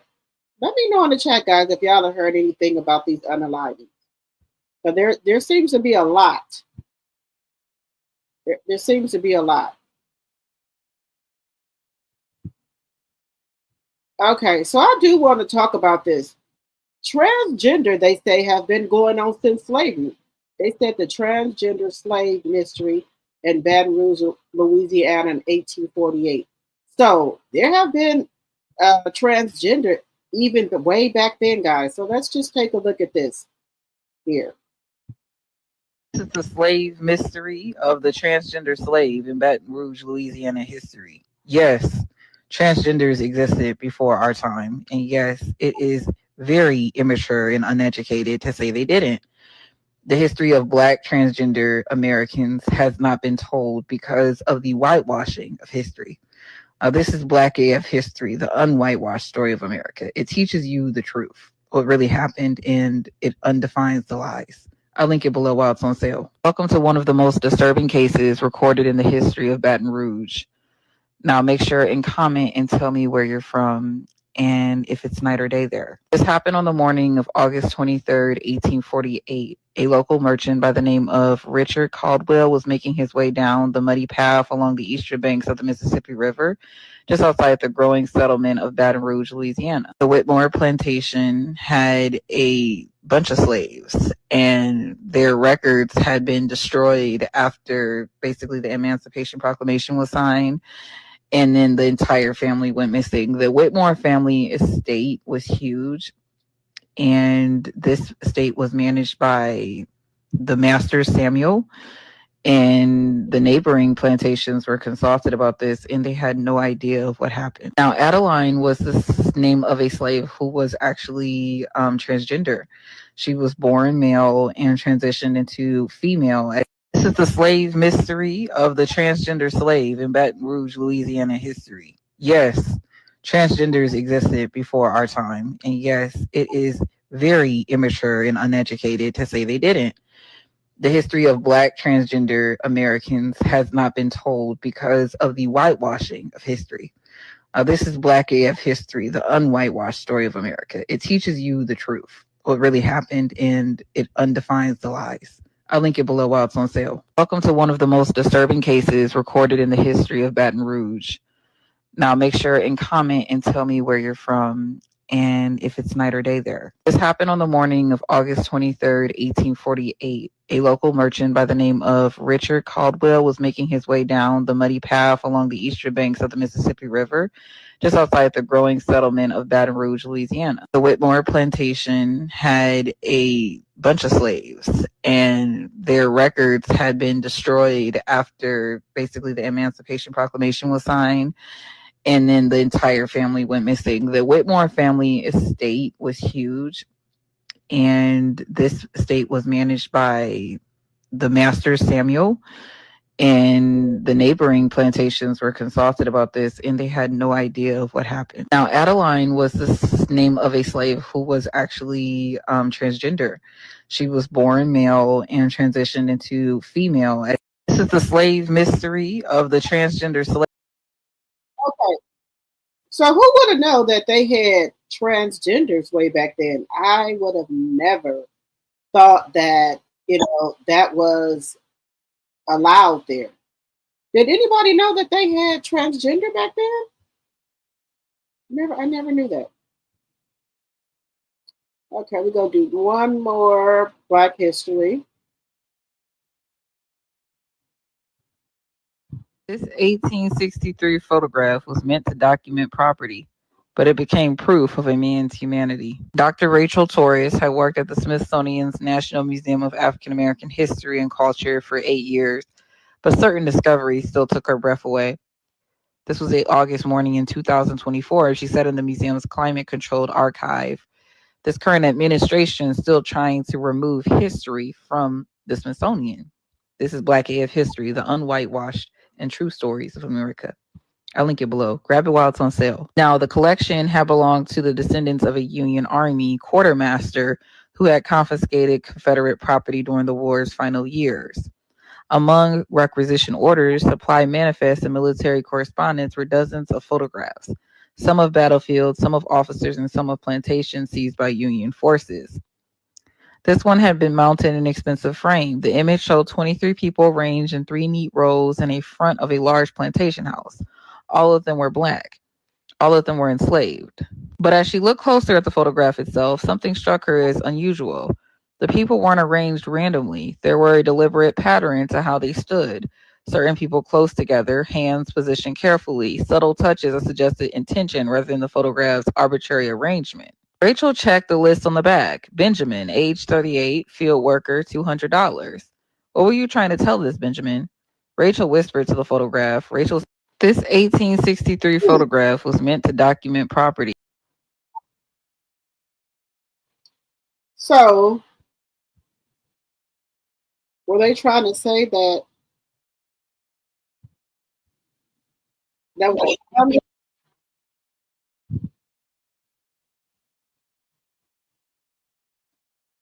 now there was, like I said, hermaphrodite. Am I saying that right? There was a hermaphrodite slaves as well. So we have transgender slaves, hermaphrodite. Okay, well, this has all been going on. Used by the hermaphrodite master, the most depraved night of all. 1854, Georgia. This is the true story of the slave couple that was used by their master for their pleasure. This happened in Oglethorpe County, Georgia, and this couple was tortured, y'all. This is Black AF history, the unwhitewashed stories of America. They don't talk about these stories in the history books on purpose because they don't want you to know. I'll link it below while it's on sale. A literate carpenter named Josiah Ellsworth's couple, Josiah and his wife Ruth, intersected with a legacy of cruelty when their master Silas Ellsworth, born into an ambiguous identity and relentless secrecy, assumed control of the sprawling Ellsworth plantation. Amid the cotton fields and the hush of servitude, a real story of a family disappearance was about to be rewritten. What followed was not simply an act of crime, but the systematic transformation of a household into a chamber of psychological experiment and ritualized domination. The union of Josiah and Ruth, unexpected, dignified in its perseverance, became the subject of Silence's perverse iniquities. The burnt diary, unearthed in 1902, offers the only surviving voice of resistance. Ruth's final entry is not a plea, but a verdict. The slave couple used by their hermaphrodite master, the most depraved knight of all. 1854. This is it. So they went through a lot of stuff with their hermaphrodite. Am I saying that right? Slave owner. This is disturbing. Just disturbing. This is disturbing. This is disturbing. So just imagine the stuff that these masters was doing to their slaves. And it wasn't just only the men, it was the women too. It was the women doing stuff to their slaves. So it just wasn't them. It was a lot. These people, it was a lot, guys, of these owners doing stuff to their slaves. Here's another one here I wanted to go over. Lady gave her obese daughter to 3 slaves. What happened to her body in the barn? Every spring between 1843 and 1847, at least 7 daughters from Mississippi's wealthiest plantation families vanished without a trace. No bodies were ever found. No investigations were ever completed. The families claimed their daughters had been sent to European finishing schools or married distant cousins in Charleston. This is Black AF history. This is the unwhitewashed story of America. This is what they don't teach you in the school books. I'll link it below. But in the forgotten archives of Adams County, there existed a leather-bound diary that tells a different story. A story of a treatment so brutal, so methodically cruel, that 3 men were willing to risk their lives to stop it. This is the account of what really happened in the barn at Kellerman Estate and why Catherine Kellerman's body was never found. Make sure you guys go ahead and like, comment, and share, and tell me where you're from. Truth about Catherine Kellerman's fate began with her mother's obsession, but it ended with a revelation that would shake the foundations of Mississippi's elite society. Natchez, Mississippi, in the spring of 1843, stood as a monument to Southern prosperity and carefully maintained appearances. The city's plantation families completed not just in cotton yields and land holdings, but in the perfection of their bloodlines, the elegance of their daughters, and the absolute control they wielded over every aspect of their domain. Among the bluffs overlooking the Mississippi River, mansions rose like white temples, each one proclaiming, plantation lady gave her obese daughter to 3 slaves. What happened to her body in the barn? Every spring between 1843 and 1840. So these elite people, if you were overweight, they would give you to the slaves, and I guess they had the slaves allegedly unalive you. So if you was overweight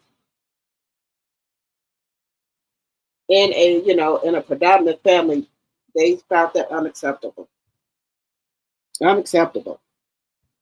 Let me see what y'all said.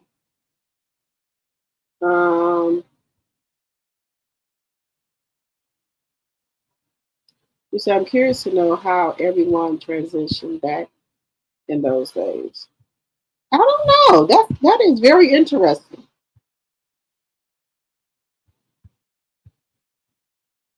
You said, can't afford you buy some of the barbecue. I bet it won't be equal for all of the prices. Nope. I want to buy some barbecue today, and the menu had all the prices covered up. It was whatever they said the price was. Where do you live at, Kenneth?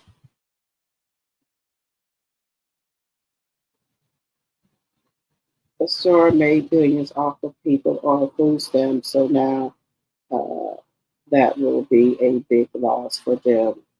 So regular shopper is not how these stores survive. They survive off of food stamps, so everyone pays. I agree. I agree.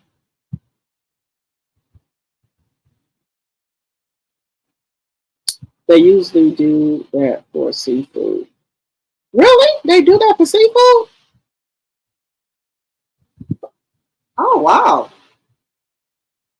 Well, I'm in Wisconsin. Haven't nothing happened so far here.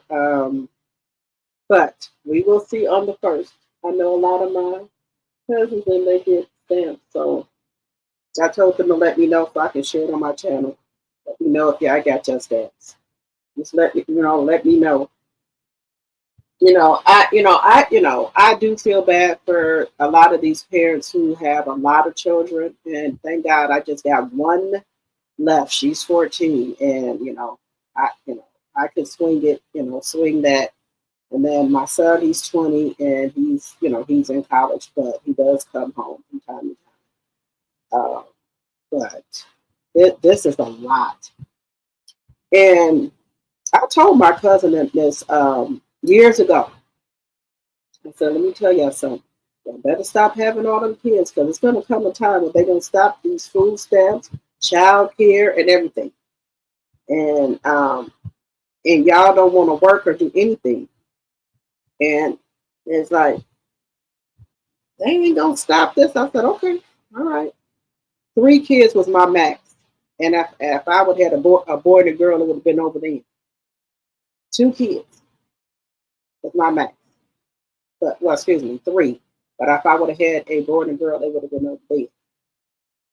Because it's rough out here. It's hard, And, daycare is hard. And, you got to get people to watch your kids. And food is high. So that was going to be my absolute yes.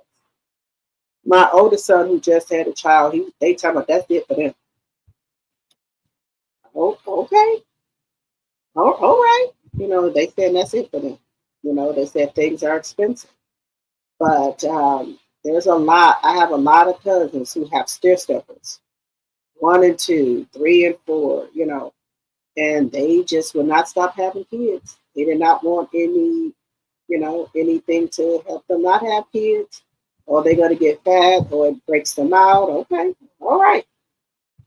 Y'all will see. Now, if they doing what they're going to say they're going to do on November the 1st, how are these people going to feed 6 or 7 kids in themselves? When I had all my kids at the house, and boys eat a lot, and it was a lot for me when I had all my kids at the house. It was a lot. So imagine now what the price of food been going way up. I told you a beef roast that I usually buy, I usually can get it for maybe $14 or something. That mud is, I think some of them is 20, some of them is 30. Everything has went up. Everything has went up. Everything. So, my hats go off to these mothers, but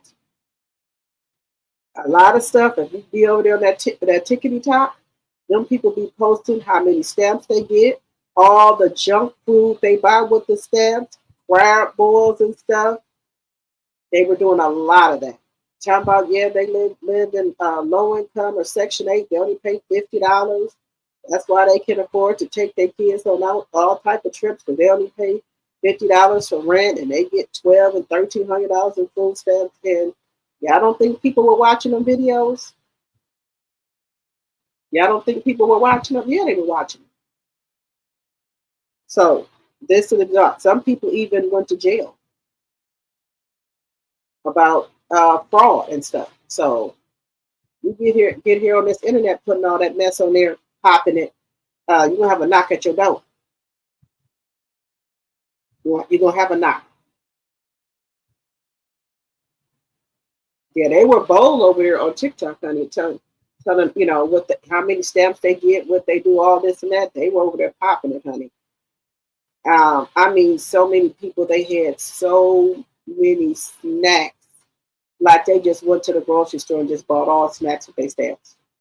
And that's why they're trying to do as well, where you can't buy any snacks or cookies or candy or soda or nothing, just healthy food. So I'm going to see how this going to work out. And especially for these mothers that can't cook, you know, all these different stuff. No, ma'am, it's going to be a rude awakening. It's going to be a change. All right, guys, we've been on here for 3 hours. Let's see here. They're probably going up because a lot of people are boycotting in November. I can see that. Some other grocery stores here where I live are selling some items, buy one, get three, or buy one, get three. This is for dry goods and meats. Oh, okay, that is good. Orange is the first president in history to ever cut people's food stamps off. This is inhumane to do this. Do not look at the people who does not need them. Look at the people that do. Okay.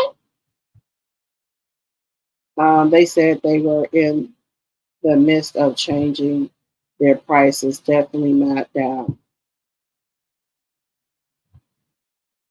Oh wow. Let me see. I just caught chicken wings on sale for $1.99 a pound. I bought 10 packs, came home, broke them down, and put it in the freezer. That's what I be doing. When I catch some meat on sale, that's exactly what I do.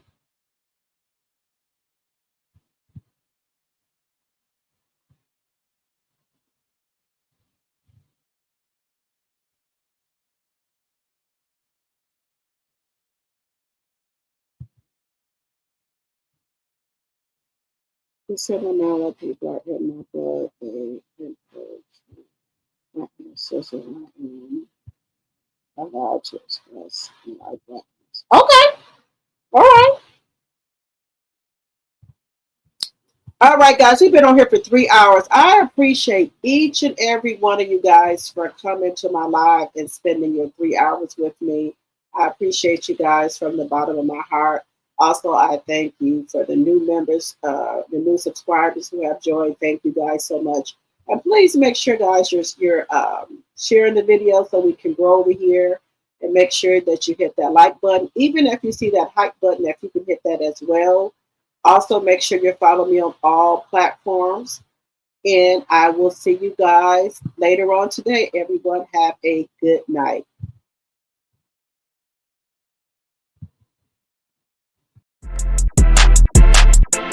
Mm-hmm.